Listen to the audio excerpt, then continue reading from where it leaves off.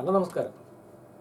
അപ്പോൾ നമ്മൾ G S ടിയെ പറ്റി ചെറുതായിട്ടൊരു കുഞ്ഞ് അനാലിസിസ്, ചെറിയൊരു അനാലിസിസ്, കാരണം ഒരുപാട് സമയമില്ലാത്തതുകൊണ്ട് വളരെ ചെറിയൊരു അനാലിസിസ് ഞാൻ നടത്തുകയാണ്. അപ്പോൾ ജി എസ് ടി എന്ന് പറയുന്നത് നമ്മുടെ ഇന്ത്യയിലെ ഒരു സുപ്രധാന ഇൻഡയറക്റ്റ് ടാക്സ് ആണ്, വളരെ പ്രധാനപ്പെട്ട ഇൻഡയറക്റ്റ് ടാക്സ് ആണ്. 2017 ജി എസ് ടി ഇന്ത്യയിൽ ഇംപ്ലിമെൻറ്റ് ചെയ്തത്. ജി എസ് ടി ഗവൺമെൻറ് ചെയ്യുന്ന പ്രധാനപ്പെട്ട നിയമമാണ് central goods and service tax act 2017 അല്ലെങ്കിൽ CGST ആക്ട് 2017. ഈ CGST ആക്ട് 2017 174 സെക്ഷൻസ് ഉള്ള വളരെ വലിയൊരു നിയമമാണ് CGST ആക്ട്. ഈ 174 സെക്ഷനുള്ള ഏറ്റവും വലിയ അല്ലെങ്കിൽ IDTയിൽ ഒരു ഏറ്റവും പ്രമാദമായ അല്ലെങ്കിൽ മാസ്റ്റർ ലോ എന്നറിയപ്പെടുന്ന CGST ആക്ടിനെ, അതിൻ്റെ സ്ട്രക്ചറിനെ പറ്റിയും അത് കഴിഞ്ഞ് അതിനകത്ത് വളരെ ബേസിക് ആയിട്ട് ഉപയോഗിക്കുന്ന ഒരു വേർഡിനെ പറ്റിയുമാണ് നമ്മൾ ചെറിയൊരു അനാലിസിസ് നടത്താൻ ഉദ്ദേശിക്കുന്നത്.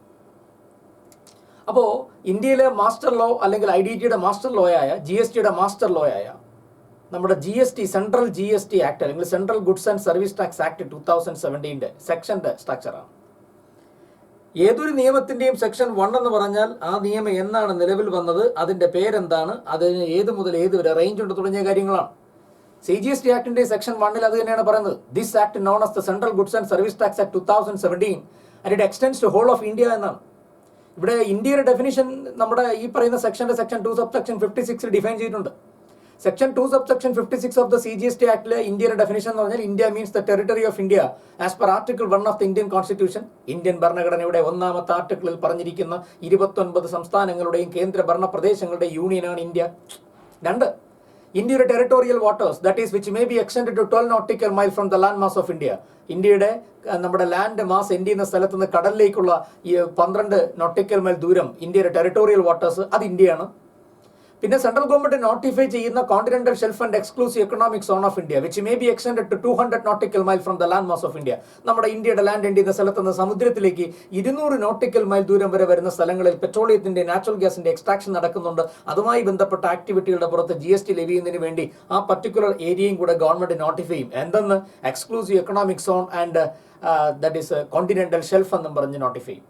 Actually 1976 Aadhaar continental shelf and exclusive economic zone act പ്രകാരമാണ് സെൻട്രൽ ഗവൺമെന്റിന് പവർ കിട്ടുന്നത് 200 നോട്ടിക്കൽ മൈൽ ദൂരം വരെയുള്ള ഏരിയയെ നോട്ടിഫൈ ചെയ്യാം. പിന്നെ അവർ പറയുന്നത് നമ്മുടെ ഇന്ത്യയുടെ ടെറിട്ടോറിയൽ വാട്ടേഴ്സിന്റെ നേരെ മുകളിലോട്ടുള്ള എയർ സ്പേസിന് അടിയിലുള്ള വെള്ളത്തിന്റെ അടിയിലുള്ള സീ ബെഡിന്റെ അടിയിലുള്ള സബ് സോയിൽ ഇത്രയും ചേരുന്നത് ഇന്ത്യ എന്നാണ് പറയുന്നത്. അപ്പോൾ section 1 of the CGST act അല്ലെങ്കിൽ മാസ്റ്റർ ലോ, നമ്മുടെ ഏറ്റവും പ്രധാനപ്പെട്ട ആക്ട് CGST ആക്ട് 2017. അപ്പോൾ ഈ CGST ആക്ട് 2017 സെക്ഷൻ 1 എന്ന് പറഞ്ഞാൽ this act known as the central goods and service tax act 2017 it extends to whole of India. ഇവിടെ പഴയ സർവീസ് ടാക്സ് ലോയിലായിരുന്നെങ്കിൽ എക്സെപ്റ്റ് ജമ്മു ആൻഡ് കാശ്മീർ എന്ന് പറയുമായിരുന്നു. പക്ഷേ GSTയിൽ അതില്ല. GSTയിൽ it is applicable to the whole of India including Jammu and Kashmir. അപ്പോൾ ഇന്ത്യയുടെ ഡെഫിനിഷൻ സെക്ഷൻ 2 സബ്സെക്ഷൻ 56 പറഞ്ഞു. അതനുസരിച്ച് നമ്മൾ ഇന്ത്യയുടെ ഡെഫിനിഷൻ നോക്കുന്നു. അപ്പോൾ ഇന്ത്യ മൊത്തം ഇത് ബാധകമാണ്. ഇതാണ് ആക്ടിന്റെ 1 പറയുന്നത്. നമ്മുടെ GST ആക്ടിന്റെ സെക്ഷൻ 2 എന്ന് പറയുന്നത്, CGST ആക്ടിന്റെ സെക്ഷൻ 2 എന്ന് പറയുന്നത് ഡെഫിനിഷൻസ് ആണ്. മിക്കവാറും എല്ലാ നിയമങ്ങളുടെയും സെക്ഷൻ 2 ഡെഫിനിഷൻസ് ആയിരിക്കും. കാരണം ആ ആക്ടിൽ ഉപയോഗിക്കുന്ന സുപ്രധാന വേർഡുകൾ ഡിഫൈൻ ചെയ്യുന്ന സ്ഥലമാണ് 2. അപ്പോൾ സെക്ഷൻ 2 ഡെഫിനിഷൻ ആണ്. സെക്ഷൻ 2 ചില ഡെഫിനിഷൻസ് വളരെ പ്രധാനമാണ്. കാരണം ഈ ആക്ടിന്റെ പേര് തന്നെ goods and service tax act എന്നല്ലേ, അല്ലെങ്കിൽ central goods and service tax act എന്നല്ലേ. നമ്മുടെ ഇൻഡയറക്റ്റ് ടാക്സിന്റെ പേര് GST എന്നല്ലേ. അപ്പോൾ goods and service tax act പഠിക്കുന്നതിന് മുമ്പ് ഗുഡ്സ് എന്താണെന്ന് അറിയണം, സർവീസ് എന്താണെന്ന് അറിയണം. ഗുഡ്സും സർവീസും അല്ലാത്തൊരു കാര്യത്തിന് ഈ ആക്ട് ലെവി ചെയ്യാൻ പറ്റില്ലല്ലോ. അപ്പോൾ ഗുഡ്സ് എന്താണെന്നും സർവീസ് എന്താണെന്നും അറിയണം. ഗുഡ്സ് ഡിഫൈൻ ചെയ്യുന്ന section 2 subsection 52 section 2 subsection 52 goods define ചെയ്യുന്നത്. സെക്ഷൻ 2 സബ്സെക്ഷൻ 102 സർവീസ് ഡിഫൈൻ ചെയ്യുന്നത്. അവിടെ ഗുഡ്സിന്റെയും സർവീസിന്റെയും ഡെഫിനേഷൻ പറയാൻ പോയാൽ it will take days to explain the concept of goods and service. അത്രയ്ക്കുണ്ട് ഗുഡ്സും സർവീസും, എന്ത് ഗുഡ്സ് ആണ് എന്ത് സർവീസ് അല്ല എന്നുള്ളത്. സിമ്പിളായിട്ട് നമ്മൾ ഡെഫിനേഷൻ വായിച്ചാൽ വലിയ സംഭവമായിട്ടൊന്നും തോന്നൂല. Goods means every kind of movable property including actionable claims. But അപ്പം every kind of movable property എന്ന് പറയുമ്പോൾ തന്നെ അവിടെ പ്രശ്നം തുടങ്ങി. കാരണം ഇമ്മൂവബിൾ പ്രോപ്പർട്ടി ഗുഡ്സ് അല്ല. Every kind of movable property excluding money security. അപ്പോൾ ഗുഡ്സിന്റെ ഡെഫിനിഷനിൽ നിന്ന് സെക്യൂരിറ്റിയെ ഒഴിവാക്കുകയാണ്, മണിയെ ഒഴിവാക്കുകയാണ്. ബട്ട് ഇൻക്ലൂഡിങ് ആക്ഷനബിൾ ക്ലെയിംസിന്റെ ഗുഡ്സിന്റെ ഡെഫിനിഷനിൽ ഇൻക്ലൂഡ് ചെയ്യുവാണ്. പിന്നെയോ growing things, grass, things attached to and forming part of the land which are agreed to be severed under the contract of the supply അല്ലെങ്കിൽ ബിഫോർ ദ സെയിൽ എന്നാണ്. എന്ന് പറഞ്ഞാൽ നമ്മുടെ ഈ ലാൻഡിൽ വളരുന്ന മരങ്ങളും ചെടികളും ഈ ധാന്യങ്ങളും ഒക്കെ ലാൻഡിനോടൊപ്പം നമ്മൾ കൊടുത്താൽ അത് ഗുഡ്സ് അല്ല. അറ്റ് ദ സെയിം ടൈം അതിനെ നമ്മൾ സെപ്പറേറ്റ് ചെയ്തിട്ട് സ്പ്ലിറ്റ് ചെയ്തിട്ട് അല്ലെങ്കിൽ കട്ട് ചെയ്ത് മാറ്റിയിട്ട് തടിയെ വിറ്റു, അത് സപ്ലൈ ആണ്, അത് ഗുഡ്സ് ആണ്. അപ്പോൾ ഗുഡ്സിന്റെ ഡെഫിനിഷനിൽ ഒത്തിരി പ്രശ്നങ്ങളൊക്കെ പറയാൻ പറ്റും. സെക്യൂരിറ്റീസിനെ ഗുഡ്സിന്റെ ഡെഫിനിഷൻ ഒഴിവാക്കുകയാണ്, ഇമ്മൂവബിൾ പ്രോപ്പർട്ടിയെ ഗുഡ്സിന്റെ ഡെഫിനിഷനിൽ നിന്ന് ഒഴിവാക്കുകയാണ്, മണി ഗുഡ്സിന്റെ ഡെഫിനിഷനിൽ നിന്ന് ഒഴിവാക്കുകയാണ്. പക്ഷേ സ്പെസിഫിക്കലി ഇൻക്ലൂഡ് ചെയ്യുന്ന സാധനങ്ങൾ ആക്ഷനബിൾ ക്ലെയിംസിനെ സ്പെസിഫിക്കലി ഇൻക്ലൂഡ് ചെയ്യുന്നു. അതുപോലെ growing things, grass, things attached to and forming part of the land which are agreed to be severed under the contract of the sale അല്ലെങ്കിൽ ബിഫോർ ദ സെയിൽ എന്നൊക്കെ ആണെങ്കിൽ പറയുന്നതെങ്കിൽ അതും നമ്മൾ ഗുഡ്സിന്റെ ഡെഫിനിഷനകത്ത് ഇൻക്ലൂഡ് ചെയ്യും. പക്ഷേ ആ ഗ്രോയിങ് തിങ്സും ഗ്രാസും attached to form and forming part of the land ആണ്, ലാൻഡിനോടൊപ്പമാണ് അത് വിൽക്കുന്നതെങ്കിൽ അതിന് ഇമ്മൂവബിൾ പ്രോപ്പർട്ടിയുടെ സ്വഭാവം കൈവരും, അതിനെ ഗുഡ്സ് എന്ന് പറയാൻ കഴിയില്ല. ഇതാണ് ഗുഡ്സിന്റെ ഡെഫിനിഷൻ സിംപ്ലിഫൈ ചെയ്ത് പറഞ്ഞാലുള്ളത്. അപ്പോൾ ശരിക്കും പറഞ്ഞാൽ ഗുഡ്സിന്റെ ഡെഫിനിഷൻ വളരെ ഡീപ്പായിട്ട് അനലൈസ് ചെയ്യാനുള്ള ഒത്തിരി പ്രശ്നങ്ങൾ അതിനകത്തുണ്ട്. കാരണം growing things, grass, things attached to and forming part of the land which are agreed to be severed under the contract of the sale എന്ന് പറയുമ്പോൾ അതിൽ പ്രാക്ടിക്കലി ഒരുപാട് ഇഷ്യൂസ് വരാം. പിന്നെ movable property, every kind of movable property എന്നല്ലേ പറയുന്നത്. അപ്പോൾ movable ആണോ ഇമ്മൂവബിൾ ആണോ, ഡിസ്പ്യൂട്ടുകൾ ഉണ്ടാകാം, ലിറ്റിഗേഷൻ ഉണ്ടാകാം, ഉറപ്പാണ്. പിന്നെ മണി സെക്യൂരിറ്റിയെ അവർ സ്പെസിഫിക്കലി എക്സ്ക്ലൂഡ് ചെയ്തു. പൊതുവേ GSTക്കകത്ത് സെക്യൂരിറ്റീസിനും മണിക്കും നമ്മുടെ GST ലെവി ചെയ്യാൻ സാധിക്കത്തില്ല. അതുകൊണ്ട് ഗുഡ്സിന്റെ ഡെഫിനിഷനിൽ നിന്നും നമ്മൾ മണിയെയും സെക്യൂരിറ്റിയെ ഒഴിവാക്കി. അപ്പുറത്ത് സർവീസിന്റെ ഡെഫിനിഷൻ സെക്ഷൻ 2 സബ്സെക്ഷൻ 102 നിന്നും ഈ പറയുന്ന മണിയെ ഒഴിവാക്കിയിട്ടുണ്ട്, സെക്യൂരിറ്റിയെ ഒഴിവാക്കിയിട്ടുണ്ട്. അപ്പോൾ ഗുഡ്സ് എന്ന് പറയുന്ന ഒരു സുപ്രധാന ഡെഫിനിഷനാണ്. നമ്മുടെ സർവീസ് എന്ന് പറയുന്ന ഡെഫിനിഷൻ 102 ഡിഫൈൻ ചെയ്യുന്നത്. അപ്പോൾ service means anything other than goods, money, securities എന്നാണ് ആദ്യം തുടങ്ങുമ്പോൾ പറയുന്നത്. നല്ല രസമാണ്. അവിടെ പറയുന്നത് ഗുഡ്സും അല്ല സെക്യൂരിറ്റിയും അല്ല മണിയും അല്ലാത്ത എന്തും സർവീസ് എന്നാണ്. അപ്പോൾ ഗുഡ്സിന്റെ ഡെഫിനിഷൻ ഡീപ്പായിട്ട് ചെകഞ്ഞ് നോക്കിയാൽ മനസ്സിലാവുന്ന കാര്യം, അവിടെ ഗുഡ്സിന്റെ ഡെഫിനിഷനിൽ അവർ പറയുന്നു every kind of movable property. അപ്പോൾ അവിടെ ഇംപ്ലൈഡ് ആയിട്ട് പറയുന്നു ഇമ്മൂവബിൾ പ്രോപ്പർട്ടി ഞങ്ങൾ ഗുഡ്സ് ആയിട്ട് കാണുന്നില്ല. പക്ഷേ സർവീസിന്റെ ഡെഫിനിഷൻ സെക്ഷൻ 2 സബ്സെക്ഷൻ 102 വന്നപ്പോൾ അവിടെ അവര് ഇമ്മൂവബിൾ പ്രോപ്പർട്ടിയെ ഒഴിവാക്കുന്നതായിട്ട് പറഞ്ഞിട്ടില്ല. നോക്കൂ, അവിടെ ഇമ്മൂവബിൾ പ്രോപ്പർട്ടി എന്നോ മൂവബിൾ എന്നോ ഒരു വേർഡ് മിണ്ടിയിട്ടില്ല.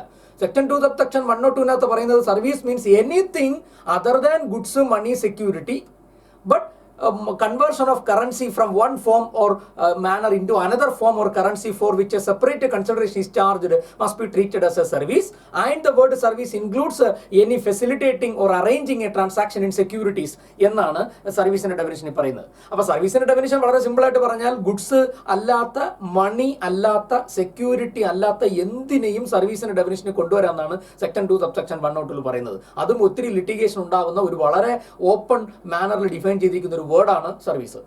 അപ്പോൾ പക്ഷേ സർവീസിനകത്ത് റീസെന്റ് ആയിട്ട് ഒരു എക്സ്പ്ലനേഷൻ അവർ കൊണ്ടുവന്നത് നമ്മുടെ സെക്യൂരിറ്റീസ്, അതായത് ഷെയർസോ ഡിബഞ്ചോ പോലുള്ള സെക്യൂരിറ്റീസ് ഒരിക്കലും ഗുഡ്സ് അല്ല. അപ്പോൾ സെക്യൂരിറ്റീസ് ഒരു കാരണവശാലും സർവീസുമല്ല. പക്ഷേ ആ സെക്യൂരിറ്റീസിന്റെ ട്രാൻസാക്ഷനെ ഫെസിലിറ്റേറ്റ് ചെയ്യുന്ന, അറേഞ്ച് ചെയ്യുന്ന ആക്ടിവിറ്റി അത് സർവീസ് ആണെന്ന് അവർ പറഞ്ഞു. വളരെ സിമ്പിളായിട്ട് പറഞ്ഞാൽ സെക്യൂരിറ്റി ഗുഡ്സ് അല്ലായിരിക്കാം, സെക്യൂരിറ്റി സർവീസ് അല്ലായിരിക്കാം, പക്ഷേ സെക്യൂരിറ്റി വിറ്റ് കൊടുക്കാൻ സഹായിക്കുന്ന ബ്രോക്കർ ചെയ്യുന്ന ആക്ടിവിറ്റി, അയാൾ സപ്ലൈ ചെയ്യുന്ന അതൊരു സർവീസാണ്. അയാൾ ചെയ്യുന്ന പ്രവൃത്തി സർവീസാണ്. അയാൾ ഈ പറഞ്ഞ സെക്യൂരിറ്റി വിറ്റ് കൊടുക്കുകയാണ്. അപ്പോൾ അവിടെ സെല്ലറുണ്ട്, ബയ്യറുണ്ട്, രണ്ടുപേരെയും മുട്ടിച്ചു കൊടുക്കുന്നു. അദ്ദേഹത്തിന് കിട്ടുന്ന കമ്മീഷൻ, ആ കമ്മീഷൻ സർവീസ് ചാർജ് ആണ്, അതിന് GST വരും. സെക്യൂരിറ്റിയുടെ സെല്ലിംഗ് പ്രൈസിന് GST ഇല്ല. That's A point. അപ്പോൾ സെക്ഷൻ അവിടെ ഈ കമ്മീഷൻ മാത്രമല്ല കേട്ടോ, വേണമെങ്കിൽ ഈ പറഞ്ഞ സ്റ്റാമ്പ് ചാർജ് അല്ലെങ്കിൽ ഡോക്യുമെന്റേഷൻ ചാർജ് എന്നൊക്കെ പറഞ്ഞ് ഈ സെക്യൂരിറ്റീസിന്റെ ട്രാൻസാക്ഷൻ ഫെസിലിറ്റേറ്റ് ചെയ്യുന്നതിന് ചാർജ് മേടിക്കാറുണ്ട് ഈ ഇടയിൽ നിൽക്കുന്ന ഇന്റർമീഡിയറി. അപ്പോൾ അവിടെ കിട്ടുന്ന ആ പൈസയ്ക്കൊക്കെ GST വരും. അപ്പോൾ സെക്യൂരിറ്റി ഒഴിവാക്കി, മണി ഒഴിവാക്കി, നമുക്ക് വേണമെങ്കിൽ സേഫ് ആയിട്ട് ഗുഡ്സിന്റെ ആംഗിളിൽ പറയാം ഇമ്മൂവബിൾ പ്രോപ്പർട്ടി ഒഴിവാക്കി. പക്ഷേ സർവീസിൽ ഇമ്മൂവബിൾ പ്രോപ്പർട്ടി സൈലന്റ് ആണ്. അതിന് റീസൺ എന്താണെന്ന് വെച്ചാൽ ഇമ്മൂവബിൾ പ്രോപ്പർട്ടി നിങ്ങൾ ഉപയോഗിക്കാൻ വേണ്ടി കൊടുക്കുമ്പോൾ അതിനെ സർവീസ് ആയിട്ട് ക്ലാസിഫൈ ചെയ്യുന്നുണ്ട്. അതുകൊണ്ടാണ് പർപ്പസ്ഫുള്ളി ഇമ്മൂവബിൾ പ്രോപ്പർട്ടിയെ സർവീസിന്റെ ഡെഫിനിഷൻ ഒഴിവാക്കാത്തത്. അപ്പോൾ സെക്ഷൻ 2 സബ്സെക്ഷൻ 52 സെക്ഷൻ 2 സബ്സെക്ഷൻ 102 വളരെ പ്രധാനപ്പെട്ട 2 കീ വേർഡുകൾ ഡിഫൈൻ ചെയ്തിട്ടുണ്ട്. ആ 2 വേർഡുകൾ ഈ നിയമത്തിന്റെ ബാക്ക് ബോൺ ആണ്. കാരണം GST ലെവി ചെയ്യുന്നത് ഗുഡ്സിന്റെയും സർവീസിന്റെയും പുറത്താണ്. ഒരു പ്രാക്ടിക്കലി ഒരു ട്രാൻസാക്ഷനകത്ത് ഗുഡ്സ് ഇല്ലെന്നോ സർവീസ് ഇല്ലെന്നോ പ്രൂവ് ചെയ്താൽ നിങ്ങൾ എസ്കേപ്പായി, നിങ്ങളുടെ തലയിൽ പിന്നെ GST ലെവി ചെയ്യാൻ പറ്റില്ല. സെക്ഷൻ നമ്മുടെ CGST ആക്ട് അനലൈസ് ചെയ്താൽ CGST ആക്ടിന്റെ സെക്ഷൻ 3 മുതൽ സെക്ഷൻ 6 വരെയുള്ള പ്രൊവിഷൻസ് GSTയുടെ ഓഫീസേഴ്സ്, അവരുടെ അപ്പോയിന്റ്മെന്റ്, അവരുടെ പവേഴ്സ്, അവരുടെ ഒബ്ലിഗേഷൻ, അവരുടെ അതോറിറ്റി, അവരുടെ ഡെലിഗേഷൻ ഓഫ് പവേഴ്സ് തുടങ്ങിയ കാര്യങ്ങളെ പറ്റി പറയുന്നതാണ് സെക്ഷൻ 3 to 6. ഒരു ചാർട്ടേഡ് അക്കൗണ്ടൻസിയോ അല്ലെങ്കിൽ CSO CMA പ്രൊഫഷണലോ എക്സിക്യൂട്ടീവ് ലെവലിലെ സ്റ്റുഡന്റിന്റെ എക്സാം പോയിന്റ് ഓഫ് വ്യൂവിന്റെ ആംഗിളിൽ പറയുമ്പോൾ 3 to 6 എന്നുള്ള സെക്ഷന് അധികം പ്രാധാന്യമില്ല. പക്ഷേ പ്രൊഫഷണൽ ആംഗിളിൽ പഠിക്കുന്ന സമയത്ത് നമ്മൾ ഈ ഡിമാൻഡ് റിക്കവറി പിന്നെ അങ്ങനത്തെ ഏരിയ വരുന്ന സമയത്ത് ഇവരുടെ പവറും ഓഫീസേഴ്സിന്റെ റാങ്കും വരാറുണ്ട്. അപ്പൊ അവിടെ ഒരു ചെറിയ രീതിയിൽ നമ്മൾ അറിയേണ്ടി വരും. അതർവൈസ് അറ്റ് ഒരു കോറായിട്ടുള്ള ഏരിയ അല്ല. അപ്പൊ ആക്ടിന്റെ സ്ട്രക്ചർ ഞാൻ പറയുക 3 മുതൽ 6 വരെ ഓഫീസേഴ്സ് ഓഫ് GST ആണ്, അവരുടെ പവേഴ്സ്, അതോറിറ്റി തുടങ്ങിയ കാര്യങ്ങളാണ്.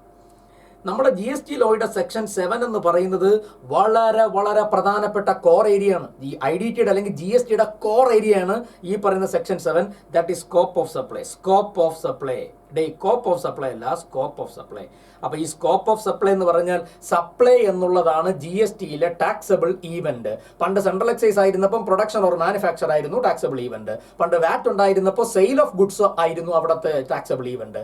പക്ഷെ when it is come to the GST law അവിടെ മാനുഫാക്ചറോ അല്ലെങ്കിൽ സെയിലോ എന്നുള്ളതല്ല, അവിടെ supply of goods or service or both, അതാണ് ഇവിടുത്തെ ടാക്സബിൾ ഈവന്റ്. അപ്പൊ GSTയിലെ എപ്പോഴാണ് ടാക്സ് ലൈബിലിറ്റി ട്രിഗർ ചെയ്യുന്നത് അല്ലെങ്കിൽ GST ലെവി ചെയ്യുന്നത് എപ്പോഴാണ്? Whenever there is a supply of goods or services or both.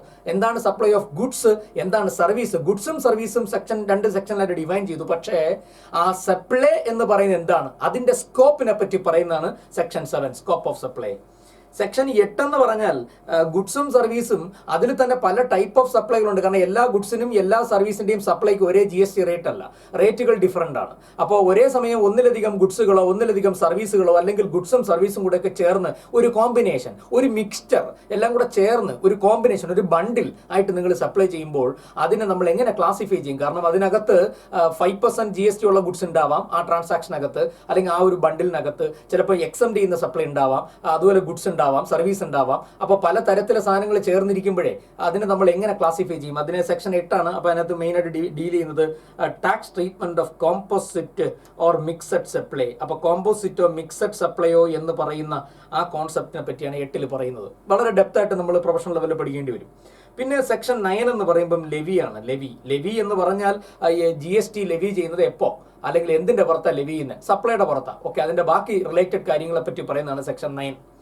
Section 10 എന്ന് പറയുന്നത് കോമ്പോസിറ്റ് ലെവിയാണ്. ശരിക്കും സെക്ഷൻ 10നെ നോർമലി ഓവർ റീഡ് ചെയ്യുന്ന ഒരു സ്പെഷ്യൽ ലെവിയാണ് കോമ്പോസിറ്റ് ലെവി. നമ്മൾ കോമ്പോസിഷൻ സ്കീം എന്നൊക്കെ പറയും. ഗുഡ്സുകാർക്കും ഗുഡ്സ് സപ്ലൈ ചെയ്യുന്നവർക്കും സർവീസ് സപ്ലൈ ചെയ്യുന്നവർക്കൊക്കെ കോമ്പോസിഷൻ സ്കീം ഉണ്ട്. Recent there are numerous changes happened in this area. Section 10 composite supply. പിന്നെ സെക്ഷൻ 11 എന്ന് പറഞ്ഞാൽ GSTക്കകത്ത് ഒരു ഗുഡ്സിനെയോ ഒരു സർവീസിനെയോ GST ലെവി ചെയ്യുന്നതിൽ നിന്ന് പൊതുജന താല്പര്യാർത്ഥം ഗവൺമെന്റിന്, സെൻട്രൽ ഗവൺമെന്റിന് ഒഴിവാക്കണമെന്ന് തോന്നിയാൽ സെൻട്രൽ ഗവൺമെന്റ് നോട്ടിഫിക്കേഷൻ വഴിയോ സ്പെഷ്യൽ ഓർഡർ വഴിയോ ഒരു ഗുഡ്സിനെയോ സർവീസിനെയോ GSTയുടെ പരിധിയിൽ നിന്ന് ഒഴിവാക്കും. അതിന് നമ്മൾ ചുരുക്കി എക്സംഷൻ എന്ന് പറയും. അപ്പൊ സെൻട്രൽ ഗവൺമെന്റ് ഒരു ഗുഡ്സിനെയോ സർവീസിനെയോ അതിന്റെ സപ്ലൈയെ GSTയിൽ നിന്ന് എക്സംപ്റ്റ് ചെയ്യുന്നതാണ് സെക്ഷൻ 11. സെൻട്രൽ ഗവൺമെന്റിന്റെ പവറാണ്. അപ്പോൾ ശരിക്കും എക്സംഷൻസ് എന്ന് നമ്മൾ പറയും. ആക്ച്വലി സെൻട്രൽ ഗവൺമെന്റ് ഈ പവർ ഉപയോഗിച്ചിട്ടാണ് നോട്ടിഫിക്കേഷൻ 12/2017 എന്ന് പറയുന്ന സുപ്രധാനമായ എക്സാംഷൻ കൊണ്ടുവന്നിരിക്കുന്നത്. അതുകൂടാതെ മറ്റൊരു അനവധി നോട്ടിഫിക്കേഷൻസ് ഉണ്ട്. ഒരു ഗുഡ്സിനെയും സർവീസിനെയും GSTയിൽ നിന്ന് ഒഴിവാക്കണമെങ്കിൽ സെൻട്രൽ ഗവൺമെന്റ് ഒഴിവാക്കാം. അത് സെക്ഷൻ 11 പവർ ഉപയോഗിച്ച് ഗവൺമെന്റ് ചെയ്യും. ഇനി സെക്ഷൻ 12, പിന്നെ സെക്ഷൻ 13, സെക്ഷൻ 14 ഇത്രയും അവർ ഡീൽ ചെയ്യുന്നത് ടൈം ഓഫ് സപ്ലൈ എന്ന് പറയുന്ന കോൺസെപ്റ്റാണ്. GSTയിലെ time of supply, point of taxation എന്ന് വേണമെങ്കിൽ പറയാം.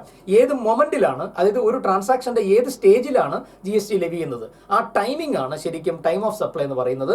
ടൈം ഓഫ് സപ്ലൈ കണ്ടുപിടിച്ചാൽ മാത്രമേ റേറ്റ് എത്രയാണെന്നും GSTയുടെ ലൈബിലിറ്റി ട്രിഗർ ചെയ്യുന്നത് ഏത് മന്തിലാണെന്നും നമുക്ക് അറിയണമെങ്കിൽ നമുക്ക് ടൈം ഓഫ് സപ്ലൈ കണ്ടുപിടിച്ചേ പറ്റൂ. അപ്പോൾ 12 ടൈം ഓഫ് സപ്ലൈ ഗുഡ്സിനെ പറ്റി പറയുന്നു, 13 ടൈം ഓഫ് സപ്ലൈ ഓഫ് സർവീസിനെ പറ്റി പറയുന്നു, 14, 12ലെയും 13ലെയും ഗുഡ്സുകളുടെയും സർവീസുകളുടെയും GSTയുടെ റേറ്റിൽ ബഡ്ജറ്റിലൊക്കെ ചേഞ്ച് വരുന്ന സമയത്ത് പഴയ റേറ്റ് എടുക്കണോ പുതിയ റേറ്റ് എടുക്കണോ എന്നറിയുന്നതിന് മുമ്പ് സെക്ഷൻ 14 ഉപയോഗിച്ച് ടൈം ഓഫ് സപ്ലൈ കണ്ടുപിടിച്ചിട്ട് ആ ടൈം ഓഫ് സപ്ലൈ വരുന്ന ഡേറ്റിലെ റേറ്റ് എടുക്കണം. അപ്പോൾ whenever there is a change in rate of GST, we have to find out the time of supply as per section 14. അതാണ് 14ന്റെ പ്രത്യേകത. GST നിയമത്തിലെ സെക്ഷൻ 15 സുപ്രധാന പ്രൊവിഷനാണ്, വാല്യുവേഷൻ ആണ്, വാല്യൂ ഓഫ് എ സപ്ലൈ ആണ്. അപ്പോൾ വളരെ ഡീപ്പായിട്ട് നമ്മൾ അനലൈസ് ചെയ്യേണ്ടി വരും value of supply. Value of supply എന്ന് പറയുമ്പോൾ അതിനകത്ത് ഗുഡ്സിന്റെയും സർവീസിന്റെയും ഒക്കെ വാല്യുവേഷനാണ് ഉദ്ദേശിക്കുന്നത്. പലപ്പോഴും സെക്ഷൻ 15 എന്നുള്ള ഒറ്റ സെക്ഷൻ വെച്ച് മാത്രം നമുക്ക് വാല്യുവേഷൻ കണ്ടുപിടിക്കാൻ പറ്റാതെ വരും. അന്നേരം സെക്ഷൻ 15 നമ്മളെ GSTയുടെ വാല്യുവേഷൻ റൂളിലേക്ക് ഗൈഡ് ചെയ്യും. അപ്പോൾ നമ്മൾ റൂളിലേക്ക് പോകേണ്ടി വരും. റൂൾ 27 മുതൽ റൂൾ 35 വരെയുള്ള GSTയുടെ വാല്യുവേഷൻ റൂളിൽ നമ്മൾ ചെല്ലേണ്ടി വരും. അപ്പോൾ റൂൾ പ്രകാരവും കണ്ടുപിടിക്കേണ്ടി വരും. അപ്പോൾ 15 കണക്റ്റഡ് റൂൾസും നമ്മൾ അറിയേണ്ടി വരും. അപ്പോൾ 15 വരെ ഡ്രാഫ്റ്റ് ചെയ്തിരിക്കുന്ന വാല്യുവേഷൻ ആയിട്ടാണ്. പിന്നെയോ സെക്ഷൻ 16 മുതൽ സെക്ഷൻ 21 വരെയുള്ളത് നമ്മുടെ പ്രൊഫഷണൽ ലെവലിൽ, അതായത് ഒരു പ്രൊഫഷണൽ സ്റ്റുഡൻറ്റിനെ ആംഗിളിൽ നോക്കുമ്പോൾ ഏറ്റവും core area, most important area, ഏറ്റവും കൂടുതൽ ടൈം സ്പെൻഡ് ചെയ്ത് അവൻ വൃത്തിക്ക് പഠിക്കേണ്ട area, that is ITC input tax credit എന്ന് പറഞ്ഞാൽ അതൊരു രക്ഷയില്ല. അത് മാരകമായ ഏരിയയാണ്. അതിനകത്ത് ഒത്തിരി പ്രശ്നങ്ങളുണ്ട്. ഇൻപുട്ട് ടാക്സ് ക്രെഡിറ്റിന്റെ A to Z ഗവേൺ ചെയ്യുന്ന സെക്ഷൻസ് 16 തൊട്ട് 21 പക്ഷേ സെക്ഷൻ മാത്രം വെച്ച് നമുക്ക് പിടിച്ചിരിക്കാൻ കഴിയില്ല, കാരണം ഫുൾ ഐഡിയ കിട്ടത്തില്ല. വളരെ ഡെപ്ത് ആയിട്ടുള്ള അനാലിസിസ് അവർ കൂടുതൽ നടത്തിയിരിക്കുന്ന റൂളിലാണ്. സെക്ഷൻ 16 മുതൽ 21 സപ്പോർട്ട് ചെയ്യാൻ വേണ്ടി കൊണ്ടുവന്നിരിക്കുന്ന റൂളാണ് നമ്മുടെ GST റൂളിന്റെ റൂള് 36 മുതൽ റൂള് 45 വരെ. അപ്പോൾ 36 തൊട്ട് 45 വരെയുള്ള GSTയുടെ റൂള് നമ്മൾ അറിയണം, അപ്പോഴേ ITC ഫിനിഷ് ആവും. അതുപോലെ 27 തൊട്ട് 35 വരെയുള്ള റൂള് പഠിക്കുമ്പോഴേ വാല്യൂഷൻ ഫിനിഷ് ആവും. അപ്പോൾ വാല്യൂഷൻ ആക്ട് പഠിക്കുമ്പോൾ കറസ്പോണ്ടിങ് റൂളും നമ്മൾ പഠിക്കേണ്ടി വരും. 21 വരെ ITC കഴിഞ്ഞാൽ പിന്നെ വരുന്ന 22 മുതൽ 30 വരെ വരുന്നത് GSTയിലെ രജിസ്ട്രേഷനെ പറ്റിയാണ്. GSTയിലെ രജിസ്ട്രേഷൻ. അപ്പോൾ ആരാണ് രജിസ്ട്രേഷൻ എടുക്കേണ്ടത്, എപ്പോഴാണ് രജിസ്ട്രേഷൻ എടുക്കേണ്ടത്? കമ്പൽസറി രജിസ്ട്രേഷന്റെ കോൺസെപ്റ്റ് സെക്ഷൻ 24 കമ്പൽസറി രജിസ്ട്രേഷനാണ്. 23 ആർക്ക് രജിസ്ട്രേഷൻ എടുക്കണ്ട, 22 നോർമൽ രജിസ്ട്രേഷന്റെ ഒബ്ലിഗേഷൻ. പിന്നെ അവിടെ നിന്ന് അങ്ങോട്ട് procedure, casual taxable person, non resident taxable person, രജിസ്ട്രേഷന്റെ cancellation, revocation, unique identification number, procedure തുടങ്ങിയ കാര്യങ്ങളാണ് പിന്നെ അവിടെ നിന്ന് അങ്ങോട്ട് പറയുന്ന റിവോക്കേഷൻ ഓഫ് ക്യാൻസലേഷൻ തുടങ്ങി. അപ്പോൾ 22 തൊട്ട് 30 വരെ ആക്ടിൽ ഡ്രാഫ്റ്റ് ചെയ്തിരിക്കുന്ന രജിസ്ട്രേഷന്റെ പ്രൊവിഷൻസ് ആണ്. GSTയുടെ രജിസ്ട്രേഷൻ ഏറ്റവും വലിയ പ്രത്യേകത, നിങ്ങൾ GST രജിസ്ട്രേഷൻ എടുത്താൽ നിങ്ങളെ ടാക്സബിൾ പേഴ്സൺ എന്ന് വിളിക്കും. രജിസ്ട്രേഷൻ എടുത്തില്ല, പക്ഷേ രജിസ്ട്രേഷൻ എടുക്കേണ്ട ലൈബിലിറ്റി 22 തൊട്ട് 30 വരെയുള്ള ഏതെങ്കിലും സെക്ഷൻസ് പ്രകാരം, അല്ലെങ്കിൽ 22, 23, 24, 25 ഇതിൽ ഏതെങ്കിലും ഒരു സെക്ഷൻ പ്രകാരം നിങ്ങൾ GST രജിസ്ട്രേഷൻ എടുക്കാൻ ലയബിൾ ആയാൽ അവിടെയും നിങ്ങളെ വിളിക്കുന്ന പേര് ടാക്സബിൾ പേഴ്സൺ എന്നാണ്. അപ്പോൾ ടാക്സബിൾ പേഴ്സൺ വേറെ, ടാക്സബിൾ പേഴ്സൺ വേറെ. അപ്പോൾ ടാക്സബിൾ പേഴ്സൺ രജിസ്ട്രേഷൻ കോൺസെപ്റ്റും വളരെ ഇമ്പോർട്ടൻ്റ് ആണ്. അപ്പോൾ 30 കഴിഞ്ഞാൽ, ശരിക്കും പറഞ്ഞാൽ ഈ 30 വരെ ഉള്ളതാണ് ഈ സബ്ജക്റ്റിന്റെ അല്ലെങ്കിൽ നമ്മുടെ GSTയുടെ സബ്ജക്റ്റിന്റെ നോളജിന്റെ ബേസ് എന്ന് പറയുന്നത്. അപ് ടു 30 ആണ്. കാരണം 30 കഴിഞ്ഞാൽ നമുക്ക് നോക്കിയാൽ മനസ്സിലാവും ബാക്കി മൊത്തം അഡ്മിനിസ്ട്രേഷൻ റിലേറ്റഡ് കാര്യങ്ങളും പ്രൊസീജിയറൽ കാര്യങ്ങളും ആണ്. പിന്നെ ഈ ലോയെ നമ്മൾ പ്രാക്ടിക്കലി ഇംപ്ലിമെന്റ് ചെയ്യുമ്പോൾ പ്രൊസീജിയറൽ കാര്യങ്ങൾ, പിന്നെ അതിന്റെ അപ്പീൽ, അങ്ങനത്തെ കാര്യങ്ങളാണ് അവിടെ നിന്ന് അങ്ങോട്ട് പറയുന്നത്. ആക്ച്വലി ഏറ്റവും കോർ സബ്ജക്റ്റിന്റെ നോളജിന്റെ കോർ എന്ന് പറഞ്ഞാൽ ടിൽ 30 ആണ്. അപ്പോൾ സെക്ഷൻ 1 മുതൽ 30 വരെ ഇത്രയുമാണ് ഇതിനകത്ത് സ്ട്രക്ചർ. 31 മുതൽ പിന്നെ അവിടെ നിന്ന് അങ്ങോട്ട് വരുന്ന ആദ്യത്തെ ഏരിയ എന്ന് പറഞ്ഞാൽ നമ്മുടെ GSTയിലെ invoice, debit note, credit note തുടങ്ങിയ കാര്യങ്ങളെ പറ്റിയാണ്. എന്താണ് ഡെബിറ്റ് നോട്ട്, എന്താണ് ക്രെഡിറ്റ് നോട്ട്? പലപ്പോഴും സപ്ലൈയിൽ ഡെഫിഷ്യൻസി ഉണ്ടാകാറുണ്ട്. ചിലപ്പോൾ കൂടുതൽ പൈസ അങ്ങോട്ട് കൊടുക്കേണ്ടി വരും, അല്ലെങ്കിൽ നമ്മൾ ഇങ്ങോട്ട് പൈസ മേടിക്കേണ്ടി വരും. അപ്പോൾ ഡെഫിഷ്യൻസി ഉണ്ടാവാം, ചിലപ്പോൾ പൈസ മേടിച്ചിട്ട് സപ്ലൈ ചെയ്യാൻ പറ്റാതെ വരാം. അപ്പോൾ അങ്ങനത്തെ സിറ്റുവേഷനിൽ ഡെബിറ്റ് നോട്ട്, ക്രെഡിറ്റ് നോട്ട്, പിന്നെ GST ഇൻവോയ്സ് എപ്പോൾ ഇഷ്യൂ ചെയ്യണം? ഇൻവോയ്സ് ഒക്കെ വളരെ ഇമ്പോർട്ടൻ്റ് ആണ്, കാരണം ഇൻവോയ്സ് ഇല്ലാതെ നമുക്ക് ഇൻപുട്ട് ടാക്സ് ക്രെഡിറ്റ് കിട്ടത്തില്ല. അപ്പോൾ ഇൻവോയ്സിന്റെ റിലേറ്റഡ് കാര്യങ്ങളൊക്കെ പറയുന്നതാണ് 31 തൊട്ട് 34 വരെ. Tax invoice, debit note, credit not. 35, 36 deal ചെയ്യുന്നത് ബുക്സ് ഓഫ് അക്കൗണ്ട്സിനെ പറ്റിയും അതിന്റെ ഓഡിറ്റിനെ പറ്റിയാണ്. ബുക്ക് മെയിൻറ്റെയിൻ ചെയ്യണം, ഓഡിറ്റ് എപ്പോഴാണ് ചെയ്യേണ്ട തുടങ്ങിയ കാര്യങ്ങൾ. പലതരത്തിലുള്ള ഓഡിറ്റ് ഉണ്ട്, എക്സ്റ്റേണൽ ഓഡിറ്റ് ഉണ്ട്, ഇന്റേണൽ ഓഡിറ്റ് ഉണ്ട്, ഡിപ്പാർട്ട്മെന്റൽ ഓഡിറ്റ് ഉണ്ട്. ഓഫീസർക്ക് പലപ്പോഴും കമ്മീഷണർക്ക് ഇടപെട്ടിട്ട് ഓഡിറ്റ് ഓർഡർ ചെയ്യുന്ന, ചാർട്ടേഡ് അക്കൗണ്ട്സിനെ, കോസ്റ്റ് അക്കൗണ്ട്സിനെ വെച്ച് ഓഡിറ്റ് ചെയ്യുന്ന സിറ്റുവേഷൻസ് വരാം. പിന്നെ നമ്മൾ ജെനുവിനായിട്ട് നോർമലി ടേൺ ഓവർ ക്രോസ് ചെയ്യുമ്പോൾ ചെയ്യേണ്ട ഓഡിറ്റ് ഉണ്ട്. അപ്പോൾ audits, different type of audits ഉണ്ട് GST ലോ. 35, 36 അക്കൗണ്ട്സും റെക്കോർഡ്സുമാണ്. അവിടെ തന്നെയാണ് ഓഡിറ്റിന്റെ റിലേറ്റഡ് കാര്യങ്ങളും വരുന്നത്. 37 മുതൽ 48 വരെ റിട്ടേൺ ആണ്. റിട്ടേൺ എന്ന് പറഞ്ഞാൽ തന്നെ നമുക്കറിയാം ഇഷ്ടംപോലെ റിട്ടേൺ ഉണ്ട്. പിന്നെ ഗവൺമെന്റ് തന്നെ ആകെ കൺഫ്യൂഷനിലാണ്, ഏത് റിട്ടേൺ വേണം, ഏത് റിട്ടേൺ വേണ്ട എന്ന് അവർ തന്നെ ഇപ്പോൾ തീരുമാനിച്ചുകൊണ്ടിരിക്കുന്നേ ഉള്ളൂ. പലതും തീരുമാനത്തിൽ എത്തിയിട്ടില്ല. ഒരിക്കൽ റിട്ടേൺ കൊണ്ടുവരും, പിന്നെ മാറ്റിക്കൊണ്ടിരിക്കും, പിന്നെ പറയും വേണ്ടെന്ന്, പിന്നെ പറയും വേണമെന്ന്. അവർ തന്നെ തീരുമാനത്തിൽ എത്തിയിട്ടില്ല. എന്തായാലും റിട്ടേൺസിനെ പറ്റി പറയുന്നതാണ് 37 മുതൽ 48 വരെ. 49 മുതൽ 53 വരെ പറയുന്ന പേയ്മെന്റ് ഓഫ് ടാക്സ് ആണ്. GSTയുടെ പേയ്മെന്റ് ഡ്യൂ ഡേറ്റ്, അത് അടയ്ക്കേണ്ട രീതി, അതിന്റെ ഇൻട്രസ്റ്റ് തുടങ്ങിയ കാര്യങ്ങളെ പറ്റിയാണ് പേയ്മെന്റ് ഓഫ് ടാക്സിൽ പറയുന്നത്. 49 മുതൽ 53 വരെ. 54 ഈ 49 തൊട്ട് 53 പ്രത്യേകിച്ച് അറിയേണ്ട മറ്റൊരു പ്രധാനപ്പെട്ട കാര്യം, നമ്മുടെ TDSഉം TCS എന്ന് ഇൻകം ടാക്സിൽ ഉള്ളതുപോലുള്ള ഒരു കോൺസെപ്റ്റ് GSTയിലുമുണ്ട്. GSTയിലെ ടാക്സ് ഡിഡക്റ്റഡ് അറ്റ് സോഴ്സ്, GSTയിലെ TCS tax collected at source. ആ TDS TCS കോൺസെപ്റ്റ് അടക്കം വരുന്നതാണ് 49 മുതൽ 53 വരെയുള്ള പ്രൊവിഷൻ. 54 മുതൽ പിന്നെ അങ്ങോട്ട് പറയുന്ന റീഫണ്ട് ആണ്. റീഫണ്ട് GSTയിലെ റീഫണ്ട് എന്ന് പറയുന്ന പ്രൊഫഷണൽ ലെവലിൽ പഠിക്കുന്ന കുട്ടികൾ, അതായത് CA ഫൈനൽ, CMA ഫൈനൽ, ആ ആംഗിളിൽ പഠിക്കുന്നവരെ സംബന്ധിച്ച് റീഫണ്ട് വളരെ ഇമ്പോർട്ടന്റ് ഏരിയ ആണ്. കാരണം പല തരത്തിലുള്ള റീഫണ്ട് ഉണ്ട്. ഒരു 5-6 ടൈപ്പ് ഓഫ് റീഫണ്ട് ഉണ്ട്. ഏതൊക്കെ സാഹചര്യങ്ങളിലാണ് GSTയിൽ റീഫണ്ട് കിട്ടുന്നത്, അതിന്റെ പ്രൊസീജിയർ, അതിന്റെ കണ്ടീഷൻ, റെഗുലേഷൻസ് തുടങ്ങിയ കാര്യങ്ങളാണ് റീഫണ്ടിൽ പറയുന്നത്. 59 മുതൽ 64 വരെ അസസ്മെന്റ് ആണ്. ഈ അസസ്മെന്റ് എന്ന് പറഞ്ഞാൽ നമ്മുടെ ഇൻകം ടാക്സിലൊക്കെ നമ്മൾ പഠിക്കുന്ന പോലെ regular assessment, best judgment assessment, reassessment, scrutiny assessment തുടങ്ങിയ അസസ്മെന്റുകളൊക്കെ ഇപ്പൊ GST-യിലും ഉണ്ട്. പക്ഷെ ഇൻകം ടാക്സിൽ ഉള്ളതുപോലെ അത്രയും ഡെപ്തും അത്രയും ഡീപ്പ് അല്ല. ഇത് വളരെ ഈസിയാണ്. അപ്പൊ കമ്പയർഡ് ടു DT അത്രയും കോംപ്ലിക്കേറ്റഡ് ഉള്ള അസസ്മെന്റുകളൊന്നും അല്ല ഇവിടെ. But anyway provision is created for assessment, very specifically reassessment, best judgment assessment, scrutiny assessment തുടങ്ങിയ ഇനി രജിസ്ട്രേഷൻ എടുക്കാത്ത വ്യക്തികളെ അസസ് ചെയ്യുന്നത്, അങ്ങനെ തുടങ്ങിയ അസസ്മെന്റുകളെ പറ്റി പറയുന്നതാണ് 59 മുതൽ 64 വരെയുള്ള CGST ആക്ടിന്റെ സെക്ഷൻ. 65 മുതൽ 66 ഈ രണ്ട് സെക്ഷനാണ് ഓഡിറ്റ്. അതായത് 35 മുതൽ 36, 35, 36 ബുക്ക് അക്കൗണ്ട്സ് പറഞ്ഞു. അതിന്റെ ഓഡിറ്റ് റിലേറ്റഡ് കാര്യങ്ങൾ 65, 66 പറഞ്ഞു. ഞാൻ പറഞ്ഞു ഡിപ്പാർട്ട്മെന്റിന്റെ ഓഡിറ്റും ഉണ്ട്. ഇനി എക്സ്റ്റേണൽ ഏജൻസി അല്ലെങ്കിൽ ചാർട്ടേഡ് അക്കൗണ്ട്സിനെ, കോസ്റ്റ് അക്കൗണ്ട്സിനെ വെച്ചിട്ട് ഓഡിറ്റ് ചെയ്യുന്ന സിറ്റുവേഷനും ഉണ്ട്. അപ്പോൾ ആനുവൽ ആയിട്ട് നമ്മുടെ ടേൺ ഓവർ ക്രോസ് ചെയ്യുമ്പോൾ ഓഡിറ്റ് ചെയ്യുന്ന സിറ്റുവേഷനും ഉണ്ട്. ദാറ്റ് ഈസ് 65, 66 ഓഡിറ്റ് ആണ്. 67 മുതൽ 72 വരെ നിങ്ങളുടെ പ്രൊമൈസസിൽ കയറി GST രജിസ്ട്രേഷൻ എടുത്തിട്ട് പ്രൊമൈസസിൽ കയറി ഇൻസ്പെക്ഷൻ നടത്താം, സെർച്ച് ചെയ്യാം. അപ്പോൾ വിലപിടിപ്പുള്ള സാധനങ്ങളോ അല്ലെങ്കിൽ ഇൻവോയ്സുകളോ റിലേറ്റഡ് ഫ്രോഡുകൾ നടത്തുകയോ അല്ലെങ്കിൽ ഗുഡ്സുകൾ കോൺഫിസ്കേറ്റ് ചെയ്യാനെന്നൊക്കെ ഡിപ്പാർട്ട്മെന്റിന് തോന്നിയാൽ അവിടെ ഇൻസ്പെക്ഷൻ നടത്താം, സെർച്ച് നടത്താം, സീഷർ നടത്താം. എന്തിന്? അറസ്റ്റ് ചെയ്യാം. അതിന്റെ പവേഴ്സിനെ പറ്റി പറയുന്ന സെക്ഷൻ 67, 72. അതിന്റെ സർക്കംസ്റ്റാൻസ് റിലേറ്റഡ് റൂൾസും ഉണ്ട്. 73 മുതൽ 84 വരെ വരുന്നത് സത്യം പറഞ്ഞാൽ ഒരു കോർ ഏരിയയാണ്. കോർ ഏരിയ എന്ന് പറഞ്ഞാൽ CA ഫൈനൽ അല്ലെങ്കിൽ പ്രൊഫഷണൽ ആംഗിളിൽ പഠിക്കുന്നവരെ സംബന്ധിച്ച് വളരെ കോർ ഏരിയ ആണ്. 73 മുതൽ 84 വരെ. ശരിക്കും പറഞ്ഞാൽ 73 തൊട്ട് സ്റ്റാർട്ട് ചെയ്യുന്നത് ഷോക്ക് കോസ്റ്റ് നോട്ടീസ് ആണ്. നിങ്ങൾ GSTക്കകത്ത് നിങ്ങൾക്കൊരു കേസ് ഉണ്ടാകുന്ന മൊമെന്റ് ഈ 73 മുതൽ 84 വരെയുള്ള കഥ സംഭവിക്കുമ്പോഴാണ് കേസ് ഉണ്ടാവുന്നത്. എന്താണ് ഈ കേസ് എന്ന് പറഞ്ഞാൽ? Short levy, non payment, short payment, erroneous refund of the GST with intent to evade payment of tax. അപ്പോൾ ടാക്സ് വെട്ടിക്കണമെന്നുള്ള പർപ്പസ് ഫുള്ളി ഫ്രോഡോ, വിൽഫുൾ മിസ്റ്റേറ്റ്മെന്റോ, സപ്രഷനോ ഒക്കെ കാണിച്ചുകൊണ്ട് short levy, non payment, short payment നടത്തുമ്പോൾ ആ വ്യക്തിക്കെതിരെ ഡിപ്പാർട്ട്മെന്റ് നോട്ടീസ് കൊടുത്തിട്ട് അയാളോട് ടാക്സ് പേ ചെയ്യാൻ ആവശ്യപ്പെടുന്ന സിറ്റുവേഷൻ ആണ് ഷോക്കോസ് നോട്ടീസ് എന്ന് നമ്മൾ പറയും. അതിനെ നമ്മൾ ഡിമാൻഡ് എന്നും പറയും. ഒഫീഷ്യൽ പേര് ഡിമാൻഡ് എന്നാണ്. അപ്പൊ ഡിമാൻഡ് ആണ് 73 മുതൽ അവിടെ അങ്ങോട്ട്. പിന്നെ ഡിമാൻഡ് കൊടുത്തിട്ട് അടയ്ക്കാതെ വരുമ്പോൾ റിക്കവറി, പിന്നെ നമ്മൾ കൂടുതൽ സമയം ചോദിക്കുന്ന ടാക്സ്, പിന്നെ നോട്ടീസ് തന്നിട്ട് ഫൈനൽ ഓർഡർ പാസ്സാക്കുന്ന സിറ്റുവേഷൻ തുടങ്ങിയ അതിനെപ്പറ്റിയുള്ള കംപ്ലീറ്റ് പ്രൊവിഷൻസ് ആണ് 73 മുതൽ 84 വരെ. അത് വളരെ കോറായിട്ടുള്ള ഒരു പ്രൊവിഷൻ തന്നെയാണ്. പ്രൊഫഷണൽ ആംഗിളിൽ റീഫണ്ട് പ്രൊഫഷണൽ ലെവൽ സ്റ്റഡി ചെയ്യുന്നത് സംബന്ധിച്ച് റീഫണ്ട്, അസസ്മെന്റ്, ഓഡിറ്റ് ഇത് വളരെ കോറായിട്ടുള്ള ഏരിയ തന്നെയാണ്. അത് കഴിഞ്ഞാൽ 73 മുതൽ 80 വരെ ഡിമാൻഡ്, റിക്കവറി എക്സ്ട്രീംലി ഇമ്പോർട്ടന്റ് തന്നെയാണ്. അടുത്തോ 85 മുതൽ 94 വരെയുള്ള സെക്ഷൻ. 84 വരെ നമ്മൾ എത്തി നിൽക്കുന്നത് ഡിമാൻഡ് റിക്കവറിയാണ്. അത് കഴിഞ്ഞാൽ 84 കഴിഞ്ഞാൽ 85 മുതൽ 94 വരെ liability in special cases. Partnership fund dissolution ആയി, അവിടെ GST അടയ്ക്കാനുണ്ട്, ആർക്കാ ലൈബിലിറ്റി? കമ്പനി ലിക്വിഡേഷൻ ആയി, ആർക്കാ ലൈബിലിറ്റി? ഡയറക്ടർക്ക് ലൈബിലിറ്റി ഉണ്ടോ? ഇനി ഒരാൾ അയാളുടെ ബിസിനസ് വേറൊരാൾക്ക് വിറ്റു, ആർക്കാ ലൈബിലിറ്റി? അമാൽഗമേഷൻ, ഡിമർജർ നടന്നു, ആരടയ്ക്കും? ആരെന്ന് റിക്കവർ ചെയ്യും? അതാണ് ലൈബിലിറ്റി ഇൻ സ്പെഷ്യൽ കേസസിനെ പറ്റി പറയുന്നത് സെക്ഷൻ 85 തൊട്ട് 94 വരെ. 95 മുതൽ 106 വരെ അതോറിറ്റി ഫോർ അഡ്വാൻസ് റൂളിംഗ് അല്ലെങ്കിൽ അഡ്വാൻസ് റൂളിംഗ് അണ്ടർ GST എന്ന് പറയും.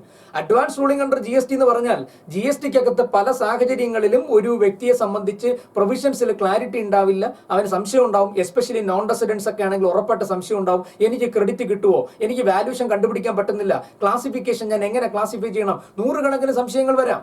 അപ്പൊ അങ്ങനെ സംശയങ്ങൾ വരുന്ന സമയത്ത് അവന് മുൻകൂറായിട്ട് ഒരു അതോറിറ്റി ചെന്ന് അപ്രോച്ച് ചെയ്ത് ക്വസ്റ്റ്യൻ ചോദിക്കാം. എന്തൊക്കെ ക്വസ്റ്റ്യൻ ചോദിക്കാമെന്ന് ഈ പ്രൊവിഷൻസിൽ പറഞ്ഞിട്ടുണ്ട്. ആ ക്വസ്റ്റ്യൻ ചോദിക്കണമെങ്കിൽ നിങ്ങൾ എലിജിബിൾ ആപ്ലിക്കന്റ് ആയിരിക്കണം. ആരാണ് എലിജിബിൾ ആപ്ലിക്കന്റ്? എന്തൊക്കെ കാര്യങ്ങൾ ചോദിക്കാം, എന്തൊക്കെ ചോദിക്കാൻ പാടില്ല, നിങ്ങൾ ചോദിക്കേണ്ട പ്രൊസീജിയർ എന്താ, ഫീസ് എത്ര അടയ്ക്കണം, നിങ്ങൾ ചോദിച്ച എപ്പോൾ അവർ മറുപടി പറയും, അവർക്ക് മറുപടി പറയാൻ പറ്റാത്ത സിറ്റുവേഷൻ വന്ന് എന്തിനു ചെയ്യും തുടങ്ങിയ കാര്യങ്ങളാണ് അതോറിറ്റി ഫോർ അഡ്വാൻസ് റൂളിംഗിനകത്ത് പറയുന്നത്. ഈ 106 കഴിഞ്ഞാൽ 107 മുതൽ 121 വരെ അപ്പീൽസ് ആണ്. ഇതൊരു ടാക്സ് ലോ ആണ്, ഡിസ്പ്യൂട്ട് ഷുവർ ആണ്. നമ്മൾ പറയണ തന്നെ ഡിപ്പാർട്ട്മെന്റ് സമ്മതിക്കില്ല, ഡിപ്പാർട്ട്മെന്റ് പറയണ നമ്മൾ സമ്മതിക്കില്ല, രണ്ടും കൂടെ അടിയായി വഴക്കായി കോടതി പോവും. അപ്പൊ അതിന്റെ പ്രൊസീജിയറിനെ പറ്റി പറയുന്നതാണ് അപ്പീല്. അപ്പൊ അപ്പീല് പറയുമ്പോൾ ഒരുപാട് സ്റ്റേജുകളുണ്ട്. അപ്പല്ലറ്റ് അതോറിറ്റി ഉണ്ട്, റിവിഷണൽ അതോറിറ്റി ഉണ്ട്, ട്രൈബ്യൂണൽ ഉണ്ട്, പിന്നെ ഹൈക്കോടതി ഉണ്ട്, സുപ്രീം കോടതി ഉണ്ട്. അപ്പൊ നോക്കൂ, അപ്പീലിന്റെ സ്റ്റേജ് അതാ എപ്പോഴാണ് അപ്പീലിന് പോകും, ഏതൊക്കെ ഓർഡേഴ്സിന് അഗൻസ്റ്റ് അപ്പീലിന് പോകാം, ഏതൊക്കെ ഓർഡേഴ്സിന് അഗൻസ്റ്റ് അപ്പീലിന് പോകാൻ പറ്റത്തില്ല, നോൺ അപ്പീലബിൾ ഓർഡേഴ്സ് എന്ന് പറയും. അപ്പീലിന് പോകുന്നതിന് മുമ്പ് എത്ര രൂപയുടെ ടാക്സ് കെട്ടിവെക്കേണ്ടി വരും, ഇനി അപ്പീലിന് പോകുന്നതിന്റെ പ്രൊസീജിയർ എന്താ, ടൈം ലിമിറ്റ് എപ്പോഴാ, ഡിലേ കണ്ടൗൺ ചെയ്യാൻ പറ്റുമോ, അവിടെ പോയി എന്തൊക്കെ ചോദിക്കാം, അഡീഷണൽ ഗ്രൗണ്ട് റൈസ് ചെയ്യാൻ പറ്റുമോ, അഡീഷണൽ എവിഡൻസ് കൊടുക്കാൻ പറ്റുമോ, അപ്പീലിന് പോയിട്ട് തോറ്റു കഴിഞ്ഞാൽ അടുത്ത സ്റ്റേജ് എന്താ, ഇനി ഏതൊക്കെ കേസിൽ അപ്പീലിന് പോയി തോറ്റ പിന്നെ രണ്ടാമതൊരു അപ്പീൽ ഇല്ലാത്ത സിറ്റുവേഷൻ ഏതാ, റിവിഷൻ എന്താ തുടങ്ങിയതിനെ പറ്റി ഡീറ്റെയിൽ ആയിട്ട് പറയുന്ന പ്രൊവിഷനാണ് സെക്ഷൻ 107 മുതൽ 121 വരെ. അപ്പീൽസ് അണ്ടർ GST പ്രൊഫഷണൽ ലെവലിൽ ഇമ്പോർട്ടന്റ് ആണ്. Exam point of view authority for advance റൂളിംഗും exam point of view important ആണ്. ലൈബിലിറ്റി ഇൻ സ്പെഷ്യൽ കേസും ഇമ്പോർട്ടന്റ് ആണ്. 122 മുതൽ 138 വരെ അസസ് എന്തൊക്കെ വേലത്തരങ്ങൾ കാണിക്കും, ആ വേലയ്ക്ക് എന്തൊക്കെ പണിയാണ് ഈ ആക്ടിലുള്ളത്, ഒഫൻസസ് ആൻഡ് പെനാലിറ്റീസ്, പിന്നെ ഈവൻ പ്രോസിക്യൂഷൻ അതൊക്കെ ചെയ്യാം. അപ്പം എന്തൊക്കെയാണ് കുറ്റമായിട്ട് നിങ്ങൾ ചെയ്യാൻ പാടില്ലാത്ത കുറ്റമായി കണക്കാക്കുന്ന എന്തൊക്കെ, ആ കുറ്റത്തിനുള്ള ശിക്ഷ എന്തൊക്കെ, അത് എങ്ങനെയാണ് ശിക്ഷ വിധിക്കുന്നത്, അതിന്റെ പ്രോസിക്യൂഷന്റെ പ്രൊസീജിയർ എന്താണ്, ഏതൊക്കെ സാഹചര്യങ്ങളിൽ ഒഫൻസുകൾ കോമ്പൗണ്ട് ചെയ്യാം, ഏതൊക്കെ കോമ്പൗണ്ട് ചെയ്യാൻ പറ്റത്തില്ല, ബെയിലബിൾ ഏതൊക്കെ, ബെയിലബിൾ അല്ലാത്ത ജാമ്യം കിട്ടാത്ത ഏതൊക്കെ തുടങ്ങിയ കാര്യങ്ങളെ പറ്റി പറയുന്നത് offences and penalties. Even registration എടുത്തില്ലെങ്കിലുള്ള പെനാലിറ്റി, ഇൻവോയ്സ് റോങ് ആയിട്ട് കൊടുത്താലുള്ള പെനാലിറ്റി, ക്രെഡിറ്റ് തെറ്റായിട്ട് എടുത്താലുള്ള പെനാലിറ്റി, അങ്ങനെ തുടങ്ങി ഒത്തിരി പെനാലിറ്റികളെ പറ്റി അവിടെ പറയുന്നു. 122 തൊട്ട് 138 വരെ GST ആക്ടിലെ പ്രധാനപ്പെട്ട പെനാലിറ്റീസ്, ഒഫൻസസ്. 139 മുതൽ 142 വരെ ട്രാൻസിഷണൽ പ്രൊവിഷൻസ് ആണ്. ഈ ട്രാൻസിഷണൽ പ്രൊവിഷൻസ് എന്ന് പറഞ്ഞാൽ പഴയ ലോയിൽ നിന്ന് നമ്മൾ പുതിയ ലോയിലേക്ക്, അതായത് നമ്മുടെ പഴയ സർവീസ് ടാക്സ്, പഴയ സെൻട്രൽ എക്സൈസ്, പഴയ വാറ്റ്, അതിൽ നിന്ന് നിങ്ങൾ GSTയിലേക്ക് ട്രാൻസ്ഫോം ചെയ്യുന്ന സമയത്ത് നിങ്ങളുടെ കയ്യിൽ അൺയൂട്ടിലൈസ്ഡ് ക്രെഡിറ്റ് എവിടെ ഉണ്ടാവും, ആ ക്രെഡിറ്റ് നമുക്ക് GSTയിൽ ക്ലെയിം ചെയ്യാം. അതിനെപ്പറ്റിയുള്ള കാര്യങ്ങളും അതിന് പിന്നെ പണ്ടുള്ള കേസുകളുടെ പെൻഡിങ്ങിലിരിക്കുന്നതിന്റെ പൊസിഷൻ, അതിനെപ്പറ്റിയൊക്കെ പറയുന്നതാണ് ട്രാൻസിഷണൽ പ്രൊവിഷൻസ്. 143 മുതൽ 174 വരെ മിസലേനിയസ് പ്രൊവിഷൻസ് ആണ്. അതിനകത്ത് പ്രധാനമായി നമ്മുടെ പ്രൊഫഷണൽ ആംഗിളിൽ നമ്മൾ അറിഞ്ഞിരിക്കേണ്ടത് ജോബ് വർക്കിന്റെ പ്രൊസീജിയർ, ആന്റി പ്രോഫിറ്ററിംഗ് കമ്മിറ്റി. കാരണം അൺനെസസറി ആയിട്ട് GSTക്കകത്ത് ഒരാൾ പ്രൈസ് മാനിപ്പുലേഷൻ നടത്തി, ടാക്സ് ഇവേഷൻ നടത്തി കസ്റ്റമേഴ്സിനെ ചൂഷണം ചെയ്യുന്ന തടയാൻ വേണ്ടി ആന്റി പ്രോഫിറ്ററിംഗ് അതോറിറ്റിയും അതിന്റെ മെഷേഴ്സും കാര്യങ്ങളും പറഞ്ഞിട്ടുണ്ട്. അപ്പൊ തുടങ്ങിയ കാര്യങ്ങൾ, പിന്നെ ഗവൺമെന്റിന്റെ റൂൾ മേക്കിംഗ് പവർ, അങ്ങനത്തെ ഒത്തിരി കാര്യങ്ങളെ പറ്റി, അത് മിസലേനിയസ് ആയിട്ടുള്ള കാര്യങ്ങളാണ്. 143 മുതൽ 174 വരെ. ഇതാണ് ശരിക്കും നമ്മുടെ മാസ്റ്റർ ലോ CGSTയുടെ സ്ട്രക്ചർ. ഈ മാസ്റ്റർ ലോ CGSTയുടെ സ്ട്രക്ചറിനകത്ത് ഏറ്റവും പ്രധാനമായിട്ട് സുപ്രധാനമായ വേർഡാണ് സ്കോപ്പ് ഓഫ് സപ്ലൈ. ഈ സ്കോപ്പ് ഓഫ് സപ്ലൈ എന്ന് പറയുന്നത് ശരിക്കും സപ്ലൈ ആണ് ടാക്സബിൾ ഈവന്റ്. അപ്പൊ സെക്ഷൻ 7 എന്ന് പറയുന്നത് GSTയുടെ ആംഗിളിൽ എക്സ്ട്രീംലി ഇമ്പോർട്ടന്റ് സാധനമാണ്. എന്താണ് സപ്ലൈ എന്ന് നമ്മുടെ GST ലോക്കകത്ത് ഡിഫൈൻ ചെയ്തിട്ടില്ല. അതാണ് ഏറ്റവും രസം. GST ലോക്കകത്ത് സപ്ലൈ എന്തെന്ന് ഡിഫൈൻ ചെയ്തിട്ടില്ല. പലരും മനസ്സിലാക്കുന്നത് സപ്ലൈ ഡിഫൈൻ ചെയ്തിട്ടുണ്ടെന്നാണ്. സപ്ലൈ ഡിഫൈൻ ചെയ്തിട്ടില്ലടോ. നിങ്ങൾ ആലോചിച്ച് നോക്കൂ, സപ്ലൈ എന്ന് പറയുന്നത് ഒരു ടാക്സബിൾ ഈവന്റ് ആണ്. ആ ടാക്സബിൾ ഈവന്റിന്റെ ലാംഗ്വേജിന്റെ കുറച്ച് വേർഡുകൾ കൊണ്ട് എഴുതി തീർക്കാൻ പറ്റുന്ന ഒരു കോൺസെപ്റ്റ് അല്ലത്. ലാംഗ്വേജിന് അതിൻ്റെതായ ലിമിറ്റേഷൻ ഉണ്ട്. ഇംഗ്ലീഷിലെ കുറെ അക്ഷരങ്ങൾ അല്ലെങ്കിൽ കുറച്ച് വേർഡുകൾ ചേർത്ത് വെച്ച് 4, 5, 6 സെന്റൻസിൽ എഴുതി പറഞ്ഞ് തീർക്കാൻ പറ്റുന്ന ഒരു കോൺസെപ്റ്റ് അല്ല supply. Supply is A very very wider concept. വർഷങ്ങൾ കഴിയും തോറും, കൊല്ലങ്ങൾ കഴിയും തോറും, നാളുകൾ കഴിയും തോറും ബിസിനസ് ഇൻഡസ്ട്രിക്കകത്ത് ഓരോ ദിവസവും പുതിയ പുതിയ തരത്തിലെ സർവീസുകളും പുതിയ പുതിയ തരത്തിലെ ഗുഡ്സുകളും എമർജ് ചെയ്തുകൊണ്ടിരിക്കും. ആ ഓരോ തവണയും സർവീസിന്റെയും അല്ലെങ്കിൽ ഗുഡ്സ് ഈ സപ്ലൈയുടെ ഡെഫിനിഷനെ അമെൻഡ് ചെയ്തുകൊണ്ടിരിക്കാൻ പറ്റൂല. അപ്പൊ സപ്ലൈ എന്ന് പറയുന്ന കോൺസെപ്റ്റ് വളരെ വലുതാണ്. അത് ഡിഫൈൻ ചെയ്തിട്ടില്ല, ഡിഫൈൻ ചെയ്യാൻ കഴിയില്ല.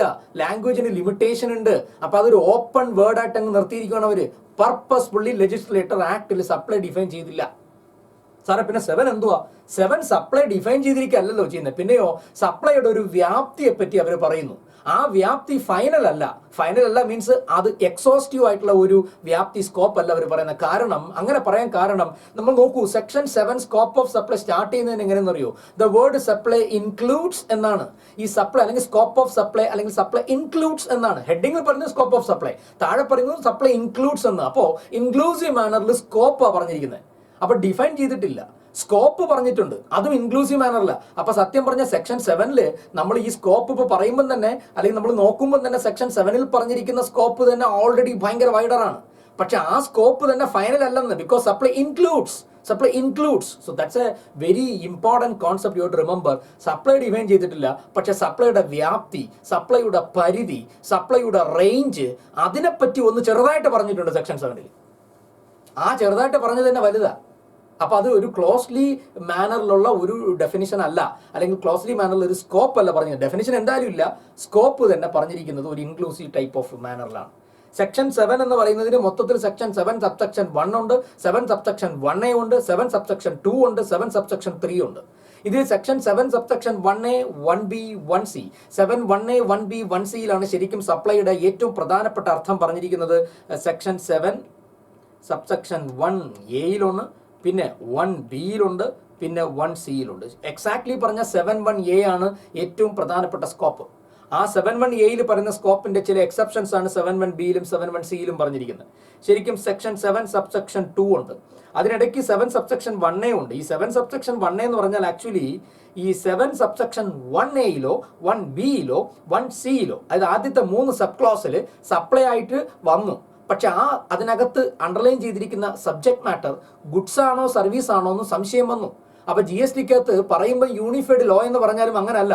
ഗുഡ്സ് ഏത് സർവീസ് ഏതെന്ന് രണ്ടായിട്ട് ക്ലാസിഫൈ ചെയ്തേ പറ്റൂ. കാരണം ഗുഡ്സിന്റെ പുറത്ത് ലെവി ചെയ്യുന്നത് പോലെ അല്ല സർവീസിന്റെ പുറത്ത് ലെവി ചെയ്യുന്നത്. ഗുഡ്സിന്റെ റേറ്റ് അല്ല സർവീസിന്റെ റേറ്റ്. ITC എടുക്കുമ്പോൾ ഗുഡ്സിലും സർവീസിലും റെസ്ട്രിക്ഷൻസ് ഉണ്ട്. GSTയുടെ റേറ്റിൽ വ്യത്യാസമുണ്ട്. വാല്യൂഷന്റെ ചില സ്ഥലങ്ങളിൽ ഗുഡ്സും സർവീസും തമ്മിൽ ഡിമാർക്കേഷൻ ഉണ്ട്. കോമ്പോസിറ്റ് സപ്ലൈ മിക്സഡ് സപ്ലൈയുടെ കോൺസെപ്റ്റ് അപ്ലൈ ചെയ്യുമ്പോൾ ഗുഡ്സ് ആണോ സർവീസ് ആണോ റിലവന്റ് ആണ്. ടൈം ഓഫ് സപ്ലൈ കണ്ടുപിടിക്കുമ്പോൾ ഗുഡ്സ് ആണോ സർവീസ് ആണോ റിലവന്റ് ആണ്. അതേസമയം പ്ലേസ് ഓഫ് സപ്ലൈ കണ്ടുപിടിക്കുമ്പോൾ ഗുഡ്സ് ആണോ സർവീസ് ആണോ റിലവന്റ് ആണ്. അപ്പൊ ഗുഡ്സ് ആണോ സർവീസ് ആണോ എന്ന് തിരിച്ചറിയേണ്ടത് വളരെ പ്രധാനമാണ്. പക്ഷേ 71A 71B 71C സപ്ലൈ ആയിട്ട് മാറപ്പെട്ട ഒരു ട്രാൻസാക്ഷനകത്ത് അണ്ടർലൈൻ ചെയ്തിരിക്കുന്ന ആക്ടിവിറ്റി അത് ഗുഡ്സ് ആണോ സർവീസ് ആണോ തിരിച്ചറിയാൻ നമുക്ക് സംശയം തോന്നിയാൽ അങ്ങനെ സംശയം വരുന്ന കാര്യത്തിൽ ക്ലാരിഫൈ ചെയ്യാൻ അവർ കൊടുത്തതാണ് 7 സബ്സെക്ഷൻ 1A എന്ന് പറയുന്നത്. അപ്പൊ 7 സബ്സെക്ഷൻ 1A സപ്ലൈ ആണോ എന്ന് ചോദിച്ചാൽ അല്ല. ഓൾറെഡി സപ്ലൈ ആയ കാര്യത്തിനകത്തുള്ള ക്ലാസിഫിക്കേഷൻ ഡിസ്പ്യൂട്ട് ഒഴിവാക്കാൻ ഗുഡ്സ് ആണോ സർവീസ് ആണോ എന്ന് ക്ലാരിഫൈ ചെയ്തിരിക്കുന്നതാണ് 7.1A. ഇപ്പൊ 7.1A സപ്ലൈയുടെ സ്കോപ്പ് അല്ല. Actually 7.1A 1 small letter A B C ആ സബ് ക്ലോസുകൾ 3 ശരിക്കും സപ്ലൈ. 7.1A എന്ന് പറഞ്ഞാൽ അവിടെ വന്ന സപ്ലൈക്ക് അത് ഗുഡ്സ് ആണോ സർവീസ് ആണോ എന്ന് ക്ലാരിഫൈ ചെയ്തു. സെക്ഷൻ 7 സബ്സെക്ഷൻ 2 അതിനകത്ത് A ഉണ്ട്, സബ്സെക്ഷൻ 2A ഉണ്ട്, 2B ഉണ്ട്. 7.2A 2B എന്ന് പറഞ്ഞാൽ അവിടെ അവർ പറയുന്നത് സപ്ലൈ ശരിക്കും പറഞ്ഞാൽ 7.2A 7.2B പറഞ്ഞിരിക്കുന്ന കാരണങ്ങൾ അല്ലെങ്കിൽ പറഞ്ഞിരിക്കുന്ന കാര്യങ്ങൾ ആക്ടിവിറ്റികൾ സപ്ലൈ ആണ്. എങ്ങനെ സപ്ലൈ ആയി? 7.1A 7.1B 7.1C പ്രകാരം സപ്ലൈ ആയി. പക്ഷേ ഗവൺമെന്റിന് GST ലെവി ചെയ്യാൻ താല്പര്യമില്ല. ഗവൺമെന്റ് GST ലെവി ചെയ്യാൻ ഉദ്ദേശിക്കുന്നില്ല. അതുകൊണ്ട് അത്തരം കാര്യങ്ങളെ സപ്ലൈയിൽ നിന്ന് ഒഴിവാക്കണം. അപ്പോൾ സപ്ലൈയുടെ സ്കോപ്പിന്റെ ഫസ്റ്റ് പാർട്ട് മീനിങ് വിത്ത് ഇൻക്ലൂഷൻസ്. സപ്ലൈയുടെ സ്കോപ്പിന്റെ സെക്ഷൻ 7 സബ്സെക്ഷൻ 2 എക്സ്ക്ലൂഷൻ, സപ്ലൈയിൽ നിന്ന് എക്സ്ക്ലൂഡ് ചെയ്യുന്ന സാധനങ്ങൾ 7.2A 7.2B. അപ്പൊ എന്താ സാറേ 7 സബ്സെക്ഷൻ 3? ആക്ച്വലി 7.1 7.2 പറഞ്ഞല്ലോ ഒരു ആക്ടിവിറ്റി സപ്ലൈ ആണെന്ന് പറഞ്ഞു. അത് ഗുഡ്സ് ആണോ സർവീസ് ആണോ എന്ന് സംശയം ഉണ്ടായാൽ 7.1A ക്ലാരിഫൈ ചെയ്യുമെന്ന് പറഞ്ഞു. പക്ഷേ 7.1A ഓൾറെഡി ഒരു 10-17 കാര്യങ്ങൾ ക്ലാരിഫൈ ചെയ്തിട്ടുള്ളൂ. അവിടെ ക്ലാരിഫൈ ചെയ്ത് തീരാത്ത മറ്റെന്തെങ്കിലും കാര്യങ്ങൾ ഉണ്ടെങ്കിൽ ട്രാൻസാക്ഷൻ ഉണ്ടെങ്കിൽ അത് സപ്ലൈ ഓഫ് ഗുഡ്സ് ആണോ സപ്ലൈ ഓഫ് സർവീസ് ആണോ എന്ന് തിരിച്ചറിയാൻ വേണ്ടി ഗവൺമെന്റ് ക്രിയേറ്റ് ചെയ്തിരിക്കുന്ന സെക്ഷനാണ് 7.3. ഫ്യൂച്ചറിൽ ഇനി ഡിസ്പ്യൂട്ടുകൾ ഉണ്ടാവാം. ഒരു ട്രാൻസാക്ഷനിൽ അസസി പറയുവാണ് ഇത് ട്രാൻസാക്ഷൻ ഓഫ് ഗുഡ്സ് ആണ്, അല്ല അപ്പൊ ഡിപ്പാർട്ട്മെന്റ് പറഞ്ഞു ഇല്ല ഇത് ട്രാൻസാക്ഷൻ ഓഫ് സർവീസ് ആണ്. രണ്ടും തമ്മിൽ അടിയായി. അപ്പൊ ഗവൺമെന്റ് 7 സബ്സെക്ഷൻ 3 പവർ ഉപയോഗിച്ച് നോട്ടിഫിക്കേഷൻ വഴി പറയും ഇത് ഗുഡ്സ് ആണോ ഇത് സർവീസ് ആണോ. അപ്പോൾ 7 എന്ന് പറയുന്ന സെക്ഷനാണ് ശരിക്കും നമ്മുടെ GST ലോയിലെ സപ്ലൈ എന്ന് പറയുന്നതിന്റെ കോൺസെപ്റ്റ്, അതിന്റെ സ്കോപ്പിനെ പറ്റി പറയുന്നത്. അത് തന്നെ വളരെ ഇമ്പോർട്ടൻ്റ് ആയിട്ടുള്ള സെക്ഷനാണ്. വളരെ സിമ്പിളായിട്ട് നമ്മൾ സപ്ലൈയുടെ കോൺസെപ്റ്റിനെ പറ്റി പറയുകയാണെങ്കിൽ സിമ്പിളായിട്ട് അതിനെ കോൺസെപ്റ്റിന് ശരിക്കും പറഞ്ഞ് ഇത് അനലൈസ് ചെയ്യണമെങ്കിൽ we need a lot of time, ഒരുപാട് സമയം വേണം. പക്ഷെ വളരെ ബെയറാക്ട് സിമ്പിൾ സെൻസിൽ അതിനെ പറയുകയാണെങ്കിൽ section 7 subsection 1 sub clause A supply includes all forms of supply of goods or services or both such as sale, transfer, exchange, barter, licensing, letting, rental, leasing, disposal made or agreed to be made by a person for a consideration in the course of furtherance of business. ഇതാണ് section 7.1A പറയുന്നത്. വളരെ simple ആയിട്ട് പറഞ്ഞാൽ ഗുഡ്സോ സർവീസോ ഉണ്ടാകണം. അത് ഒരു വ്യക്തി മറ്റൊരു വ്യക്തിക്ക് സപ്ലൈ ചെയ്തത് സെയിലായിട്ടായിരിക്കാം, ബാർട്ടറോ എക്സ്ചേഞ്ചോ റെന്റിങ്ങോ ലീസിങ്ങോ ഡിസ്പോസലോ അങ്ങനെ ആയിരിക്കാം. പക്ഷെ അത് നടത്തിയത് കൺസിഡറേഷന് വേണ്ടിയായിരിക്കണം. നടത്തണം നിർബന്ധമില്ല, നടത്താമെന്ന് പറഞ്ഞാലും മതി. Made or agreed to be made for a consideration. എന്ന് പറഞ്ഞാൽ അവിടെ അവർ തമ്മിൽ കോൺട്രാക്ച്വൽ ഒബ്ലിഗേഷൻ വേണം. അപ്പൊ GSTയിലെ സപ്ലൈയുടെ അടിസ്ഥാന തത്വം കോൺട്രാക്ട് ആണ്. അവിടെ ഒരു സപ്ലയർ വേണം, അവിടെ ഒരു റെസിപ്പിയന്റ് വേണം. സപ്ലയർ റെസിപ്പിയന്റിന് സപ്ലൈ ചെയ്യുന്നത് ഗുഡ്സോ സർവീസോ ആകണം. ആ ഗുഡ്സോ സർവീസോ സപ്ലൈ ചെയ്യുന്നത് പൈസ കൺസിഡറേഷന് വേണ്ടി ആയിരിക്കണം. ആ നടത്തുന്ന ആക്ടിവിറ്റി അയാളുടെ ബിസിനസ്സുമായി ബന്ധപ്പെട്ടായിരിക്കണം. അയാൾ ബിസിനസ്സുകാരനായിരിക്കണം, അല്ലെങ്കിൽ അയാൾ ചെയ്യുന്ന ആ പ്രവൃത്തി അയാളുടെ ബിസിനസ്സുമായി ബന്ധപ്പെട്ടായിരിക്കണം. പ്യോർലി പേഴ്സണൽ ആകാൻ പാടില്ല. അങ്ങനെയാണെങ്കിൽ നമുക്ക് അതിനെ സപ്ലൈ എന്ന് വിളിക്കാം. ഇതാണ് 7.1A സിമ്പിൾ ആയിട്ട് പറഞ്ഞാൽ.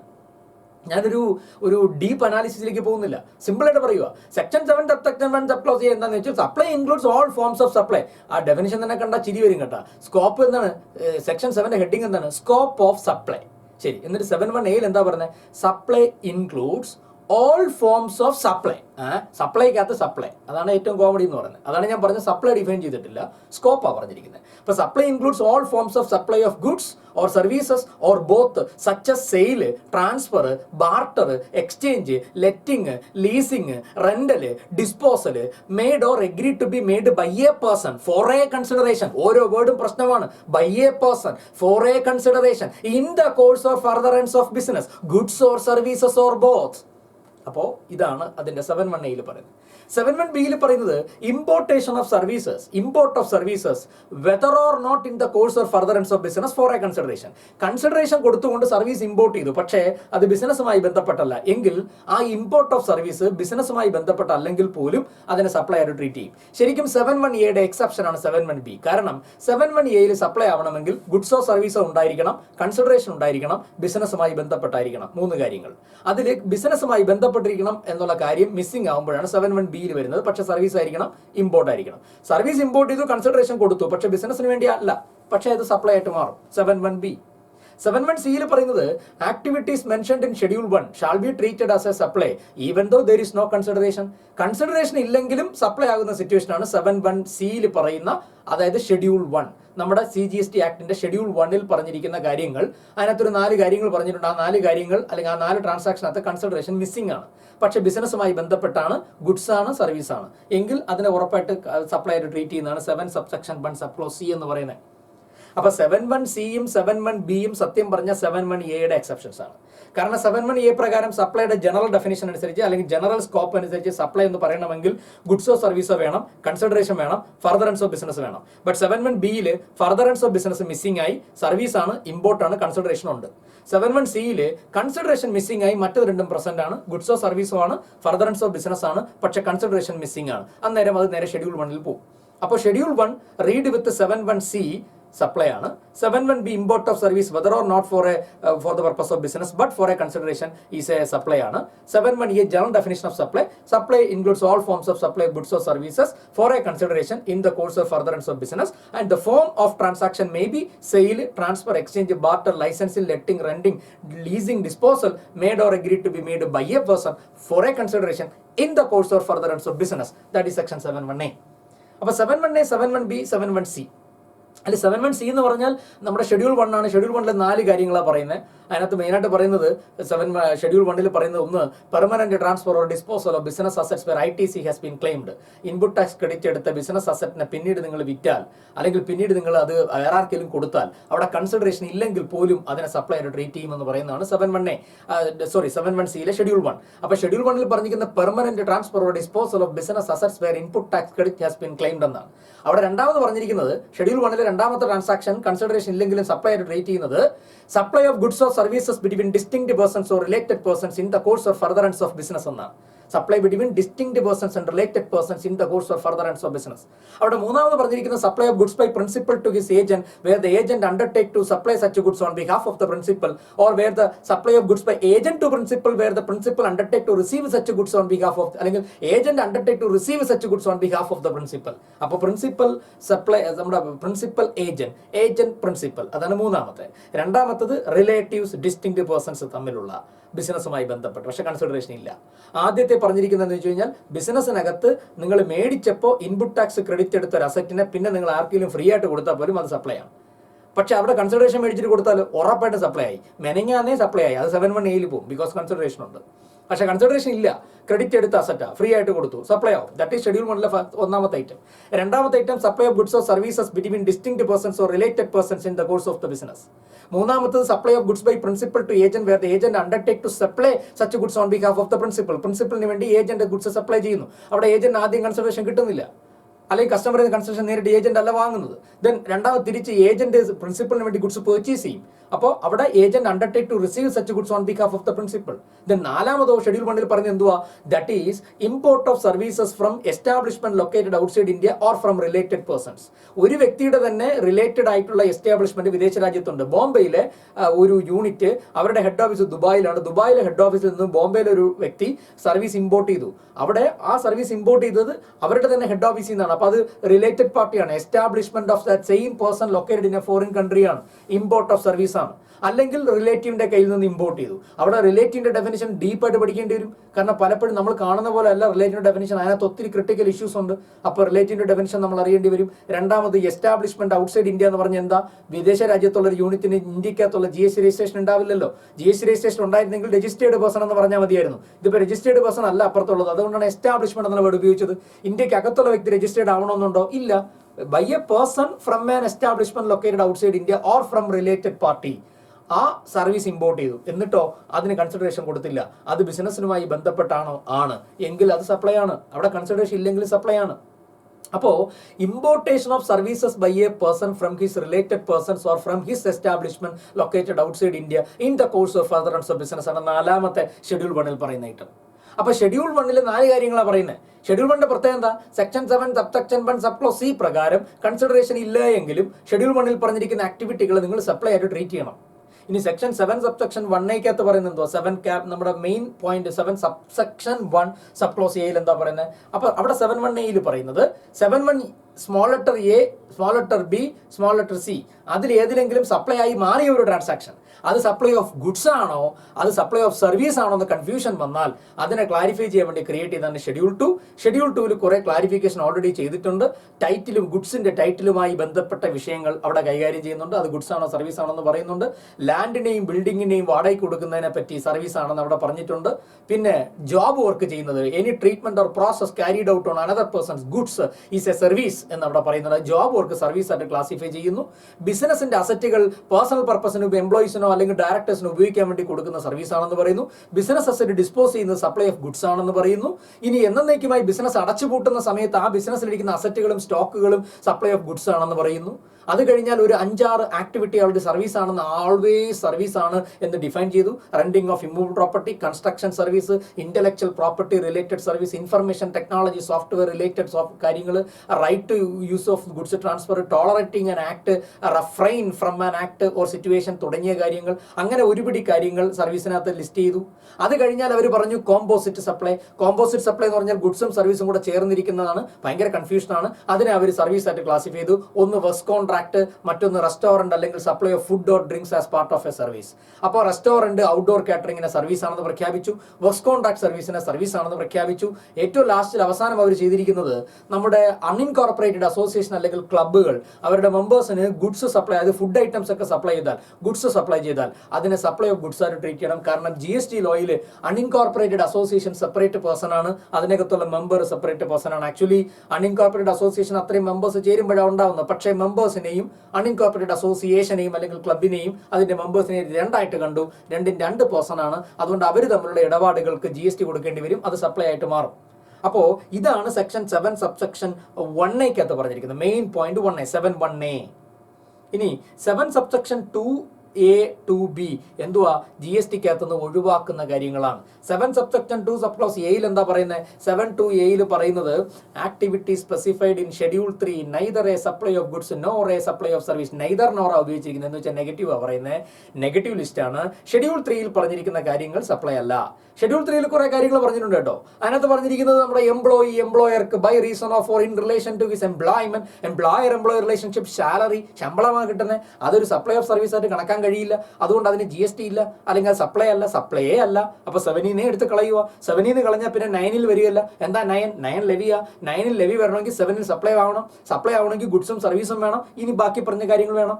പക്ഷെ 7 സബ്സെക്ഷൻ 2A പറയുന്നു ഷെഡ്യൂൾ 3 പറയുന്ന കാര്യങ്ങൾ സപ്ലൈ അല്ല. അതിനകത്ത് എന്തൊക്കെയാ പറയുന്നത്? എംപ്ലോയി എംപ്ലോയർക്ക് ചെയ്തു കൊടുക്കുന്നത്, കോടതികൾ ട്രൈബ്യൂണൽ ചെയ്യുന്ന ആക്ടിവിറ്റികൾ, അവർ ചെയ്യുന്ന പ്രവൃത്തി ഒരിക്കലും ഒരു സപ്ലൈ ആയിട്ട് കാണരുതെന്ന്. Fees taken by a court or tribunal establish under any law. ഏതെങ്കിലും ട്രൈബ്യൂണലോ കോടതി, ഹൈക്കോടതി, സുപ്രീം കോടതിയൊക്കെ ചെയ്യുന്നത് അതുപോലെ ചെയ്യുന്ന ആക്ടിവിറ്റി സപ്ലൈ ആയിട്ട് കാണരുത്. ആക്ഷനബിൾ ക്ലെയിംസ്, ബെറ്റിങ്ങും ഗാംബ്ലിങ്ങും ലോട്ടറിയും ഒഴികെയുള്ള ആക്ഷനബിൾ ക്ലെയിംസ് ഗുഡ്സ് ആണെങ്കിലും അതിനെ സപ്ലൈ ആയിട്ട് ട്രീറ്റ് ചെയ്യരുതെന്ന് പറഞ്ഞു. Funeral, burial, crematorium, mortuary including transportation of the diseased. മരിച്ചു കഴിഞ്ഞാൽ ഒരുത്തനെ വെറുതെ വിട്ടോളാൻ, അവന്റെ തലയിൽ GST അടിക്കേണ്ടത് അവന് വിട്ടേക്കാൻ. അപ്പൊ മരണവുമായി ബന്ധപ്പെട്ട funeral, burial, crematorium, mortuary service including transportation of the diseased നിങ്ങൾ അങ്ങനെ കാണണ്ട, അതിനെ സപ്ലൈ ആയിട്ട് കാണണ്ട, അതിനെ ഒഴിവാക്കിക്കൊള്ളാൻ പറഞ്ഞു. അത് കഴിഞ്ഞാൽ അടുത്തവർ അതിനകത്ത് പറഞ്ഞിരിക്കുന്നത് എന്താണെന്ന് ചോദിച്ചു കഴിഞ്ഞാൽ നമ്മുടെ ലാൻഡിന്റെയും ബിൽഡിങ്ങിന്റെയും സെയിൽ ഉണ്ടല്ലോ, അതിനെ നിങ്ങൾ സപ്ലൈ ആയിട്ട് കാണണ്ട എന്ന് പറഞ്ഞു. ലാൻഡിന്റെയും ബിൽഡിങ്ങിന്റെയും സെയിലിനെ നിങ്ങൾ സപ്ലൈ ആയിട്ട് കാണണ്ട. അത് കഴിഞ്ഞവർ പറഞ്ഞു വിദേശ രാജ്യത്ത് നിന്ന് ഇന്ത്യക്കകത്തേക്ക് ഒരു ഗുഡ്സ് വരാതെ വിദേശ രാജ്യത്ത് നിന്ന് ഒറിജിൻ ചെയ്ത് മറ്റൊരു വിദേശ രാജ്യത്തേക്ക് ഡെസ്റ്റിനേഷൻ, ഈ ഒറിജിനും ഡെസ്റ്റിനേഷനെ കണക്ട് ചെയ്ത് ബിസിനസ്സുകാരൻ ഇന്ത്യയിലാണ്. അപ്പോൾ ഇന്ത്യയിലുള്ള ബിസിനസ്സുകാരനാണ് കാശ് കിട്ടിയത്. പക്ഷെ ഗുഡ്സിന്റെ origin from a foreign country, destination also in another foreign country. Even though that consideration is received by the person located in India, he made a profit. There is no question of GST. അതിന്റെ പുറത്ത് GST ലഭ്യം ചെയ്യാൻ പറ്റത്തില്ല. കാരണം consumption based tax ആണ്. ആ ഗുഡ്സിന്റെ സർവീസിന്റെ consumption ഇവിടെ നടന്നില്ലല്ലോ. അപ്പൊ പിന്നെ ആ ഗുഡ്സിന്റെ ഒറിജിനും ഡെസ്റ്റിനേഷനും ഫോറിൻ കൺട്രി അല്ലേ. അപ്പൊ അതിന് സപ്ലൈ ആണെന്ന് പറയാൻ പറ്റത്തില്ല. GST ലെവി ചെയ്യുന്ന പ്രാക്ടിക്കലി ലെവി ചെയ്യാനൊക്കെ പറ്റും, പക്ഷെ അത് ശരിയല്ല, കൺസെപ്ച്വലി റോങ് ആണ്. അതുകൊണ്ട് അതിനെ സപ്ലൈ അല്ലെന്ന് പറഞ്ഞു. വിദേശ രാജ്യത്ത് നിന്ന് ഗുഡ്സുകൾ ഇമ്പോർട്ട് ചെയ്ത് കസ്റ്റംസിന്റെ വെയർഹൗസിനകത്ത് കയറ്റി വെച്ചിട്ട് അവിടെ നിന്ന് സാധനം വെളിയിലിറക്കുന്നതിന് മുൻപ് ആ പ്രോഡക്റ്റിന്റെ ടൈറ്റിൽ കാണിച്ചുകൊണ്ട് കസ്റ്റമേഴ്സിനെ കൊണ്ടെത്തി ടൈറ്റിൽ നേരെ മറിച്ചെടുത്ത് വിൽക്കും. അവിടെ ഗുഡ്സ് ഇപ്പോഴും വെയർഹൗസ് ഇരിക്കുക കസ്റ്റംസിന്റെ വെയർഹൗസിൽ. അത് സപ്ലൈ ആയിട്ട് ട്രീറ്റ് ചെയ്യത്തില്ല. സിമിലർലി കടലിൽ കപ്പലിൽ വന്നുകൊണ്ടിരിക്കുന്ന സാധനം ഇന്ത്യയിൽ എത്തിയിട്ടില്ല, ഫോറിൻ പോർട്ട് വിട്ടു, ഇന്ത്യയിൽ എത്തിയില്ല, ഇപ്പൊ ആഴക്കടലില കപ്പലില, ആ ഇരിക്കുന്ന സാധനത്തിന്റെ ഡോക്യുമെന്റ് ഓഫ് ടൈറ്റിൽ കാണിച്ച് അതിനെ വേറൊരുത്തിന് വിറ്റു. ഒറിജിനൽ ഇമ്പോർട്ടർ മറിച്ച് വിറ്റു. ഹൈ സീ സെയിൽസ് എന്നോ ഹൈ സീസ് പർച്ചേസ് എന്നോ പറയും. അവിടെ ആ ഗുഡ്സ് ഒറിജിനലി ഫിസിക്കലി ഇവിടെ എത്തുന്നതിന് മുമ്പ് ഡോക്യുമെന്റ് ഓഫ് ടൈറ്റിൽ വെച്ചാണ് വിൽക്കുന്നതെങ്കിൽ അല്ലെങ്കിൽ ട്രാൻസ്ഫർ ചെയ്യുന്നതെങ്കിൽ അതിന് GST ഇല്ല. അവിടെ സെയിൽ നടന്നു, ബട്ട് GST ഇല്ല. അപ്പോൾ അത് സപ്ലൈ ആയിട്ട് ട്രീറ്റ് ചെയ്യേണ്ടതെന്ന് പറഞ്ഞു. അപ്പോൾ ഇങ്ങനത്തെ കാര്യങ്ങളാണ് നമ്മുടെ ഷെഡ്യൂൾ 3 പറഞ്ഞിരിക്കുന്നത്. ശരിക്കും നമ്മൾ എക്സാം ഓറിയന്റഡ് വ്യൂവിൽ പഠിക്കുമ്പോൾ വളരെ ഡീപ്പായിട്ട് ഓരോ പോയിന്റ് 1 by 1 നമ്മൾ നിർത്തി പഠിച്ച് എക്സാമ്പിൾ അടക്കം നമ്മൾ നോക്കി പോകേണ്ടി വരും. കാരണം എക്സാമിനേഷൻ MCQ ഒക്കെ ഉള്ളതുകൊണ്ട് ഏത് റേഞ്ചിലാണ് ചോദിക്കുന്നതെന്ന് പറയാൻ പറ്റില്ല. എല്ലാ റേഞ്ചിലൊക്കെ ആയിരിക്കും ചോദിക്കുന്നത്. അപ്പോൾ കൃത്യമായി കൺസെപ്ച്വൽ ക്ലാരിറ്റി നമുക്ക് വേണം. അപ്പോൾ സെക്ഷൻ 7 സബ്സെക്ഷൻ 2A 2B അതാ പറയുന്നത് ഷെഡ്യൂൾ 3. അപ്പോൾ എന്താ സാറേ 2B?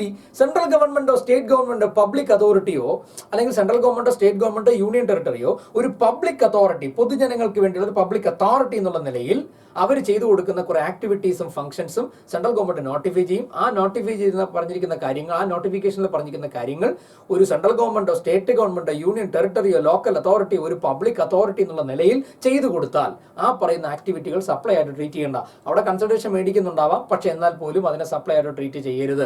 അപ്പോൾ ഓൾറെഡി നോട്ടിഫിക്കേഷൻ ഉണ്ട്. നമ്മുടെ പഞ്ചായത്തുകളും മുനിസിപ്പാലിറ്റികളും ഇന്ത്യൻ കോൺസ്റ്റിറ്റ്യൂഷൻ പ്രകാരം കോൺസ്റ്റിറ്റ്യൂഷണൽ ആയിട്ടുള്ള കുറെ ഫംഗ്ഷൻസും കാര്യങ്ങളും ചെയ്യണം. അങ്ങനെ അവർ ചെയ്തു കൊടുക്കുമ്പോൾ അതിന് അവർ മേടിക്കുന്ന കൺസിഡറേഷന് GST ലെവി ചെയ്യാൻ പാടില്ല. അതിനെ സപ്ലൈ ആയിട്ട് ട്രീറ്റ് ചെയ്യരുത്. ഉദാഹരണത്തിന് ഇപ്പോൾ കേരള സർക്കാർ നമ്മളിവിടെ മദ്യം വിൽക്കാൻ വേണ്ടി ലിക്കർ ലൈസൻസ് കൊടുക്കുന്നുണ്ട്, അതിന് കാശ് മേടിക്കുന്നുണ്ട്. ആ ലിക്കർ ലൈസൻസ് കൊടുക്കുന്നതിന് അല്ല ഗ്രാൻഡ് ചെയ്യുന്നതിന് മേടിക്കുന്ന ഫീസ്, ലൈസൻസ് ഫീസ്, അതിന് ഒരിക്കലും GST ലെവി ചെയ്യാൻ പറ്റത്തില്ല. കാരണം അതൊരു ഗവൺമെന്റൽ ഫംഗ്ഷൻ പബ്ലിക് അതോറിറ്റി എന്നുള്ള നിലയിൽ ഗവൺമെന്റ് ചെയ്യുന്നതാ. അത് ഈ പരിധിയിൽ വരും, 7(2)B വരും. അപ്പൊ അതിന് GST ഇല്ല, അത് സപ്ലൈ അല്ല, അപ്പൊ GST കൊടുക്കണ്ട. 7 സബ്സെക്ഷൻ 3 എന്താ പറയുന്നത്? 7 സബ്സെക്ഷൻ 3 പറയുന്നത് സെൻട്രൽ ഗവൺമെന്റിന് വേണമെങ്കിൽ 7(1)ലോ 7(2)ലോ ഒക്കെ പറയാത്ത കേസുകളിൽ ഇനി അങ്ങോട്ട് ഒരു ട്രാൻസാക്ഷനിൽ ഗുഡ്സ് ആണോ സർവീസ് ആണോ തർക്കം വന്നാൽ അത് തീർക്കാം. അത് ഗുഡ്സ് ആണ് സർവീസ് അല്ല എന്ന് പറയാം, അല്ലെങ്കിൽ സർവീസ് ആണ് ഗുഡ്സ് അല്ല എന്ന് പറയാം. അത് പറയാൻ വേണ്ടി അധികാരം റിസർവ് ചെയ്ത് വെച്ചിരിക്കുന്നതാണ് 7 subsection 3. Actually scope of supply പറ്റി ചെറിയൊരു ഐഡിയ, ഒരു കുഞ്ഞ് ഐഡിയ, പിന്നെ നമ്മുടെ GSTയുടെ ലോയെ പറ്റി അതിൻ്റെ സ്ട്രക്ചറിനെ പറ്റി ഒരു ഐഡിയ, അത്രേ ഞാൻ ഉദ്ദേശിച്ചുള്ളൂ. അപ്പോൾ ഇത് വളരെ ഡീപ്പായിട്ട് ശരിക്കും 7 എന്നുള്ള സാധനത്തിൻ്റെ പ്രാക്ടിക്കൽ ഇമ്പാക്റ്റ് ഒക്കെ ഭയങ്കരമാണ് കേട്ടോ. ഇത് റിയൽ ലൈഫിൽ നമ്മൾ പോകുമ്പോഴേ നമ്മുടെ മനസ്സിൽ ഒരു ചില ആക്ടിവിറ്റികൾ കേൾക്കുമ്പോൾ അത് സപ്ലൈ ആണെന്ന് പോലും നമ്മുടെ മൈൻഡിൽ വരില്ല, അതൊരു സർവീസ് ആണെന്ന് പോലും നമുക്ക് മനസ്സിലാവുകയില്ല. പക്ഷേ അങ്ങനത്തെ ഒത്തിരി പ്രാക്ടിക്കലി ടെക്നിക്കലി ആയാലും അതല്ലാത്ത ഒരുപാട് മേഖലകളിൽ പ്രശ്നങ്ങളുണ്ട്. പല ട്രാൻസാക്ഷൻസും സപ്ലൈ ആയി മാറും. കാരണം സപ്ലൈയുടെ ഡെഫിനിഷൻ വളരെ, അല്ലെങ്കിൽ അതിൻ്റെ സ്കോപ്പ് ഭയങ്കര എക്സ്റ്റെൻസീവ്, വൈഡാണ്, ഓപ്പൺ ആണ്. ഇതിനി അങ്ങോട്ട് ഫ്യൂച്ചറുകളിൽ അല്ലെങ്കിൽ ഇനി വരാൻ പോകുന്ന വർഷങ്ങൾ, ഇതൊരു ശൈശവകാലത്തിൽ അല്ലെങ്കിൽ ശൈശവഘട്ടത്തിൽ നിൽക്കുന്ന ഒരു ലോ ആണല്ലോ. 2017 വന്നേ, ആകെ 3 വർഷമായിട്ടല്ലേ ഉള്ളൂ. അപ്പോൾ അസസ്മെന്റുകളും പ്രോപ്പർ പ്രശ്നങ്ങളും വന്ന് തുടങ്ങിയിട്ടേ ഉള്ളൂ. കേസുകൾ റിപ്പോർട്ട് ചെയ്ത് തുടങ്ങി. ഇനി അങ്ങോട്ട് പൊരിഞ്ഞ പോരാട്ടം നടക്കും, ലീഗൽ പോരാട്ടം നടക്കും. സപ്ലൈ ആണ് എന്ന് ഡിപ്പാർട്ട്മെന്റ് പറയും, അസസി പറയും സപ്ലൈയേ അല്ലെന്ന് പറയും. ഗുഡ്സ് ആണെന്ന് ഡിപ്പാർട്ട്മെന്റ് പറയും, ഗുഡ്സ് അല്ലെന്ന് അസസി വാദിക്കും. സർവീസ് ആണെന്ന് ഡിപ്പാർട്ട്മെന്റ് പറയും, അസസി പറയും ഗുഡ്സും അല്ല സർവീസും അല്ലെന്ന്. അപ്പൊ ഡിസ്പ്യൂട്ടുകളുടെ പെരുമഴയായിരിക്കും ഇനി വരാൻ പോകുന്നത്. പക്ഷെ എനിവേ ഇതൊരു വളരെ ഒരു ബ്യൂട്ടിഫുൾ ലോ ആണ് GST ലോ എന്ന് പറയുന്നത്. അതിനകത്ത് ആ ഗുഡ്സ് എന്നുള്ള വേർഡും സർവീസ് എന്നുള്ള വേർഡും വളരെ ഇമ്പോർട്ടൻറ്റ് കോൺസെപ്റ്റ് ആണ്. സപ്ലൈ വളരെ ഇമ്പോർട്ടൻറ്റ് കോൺസെപ്റ്റ് ആണ്.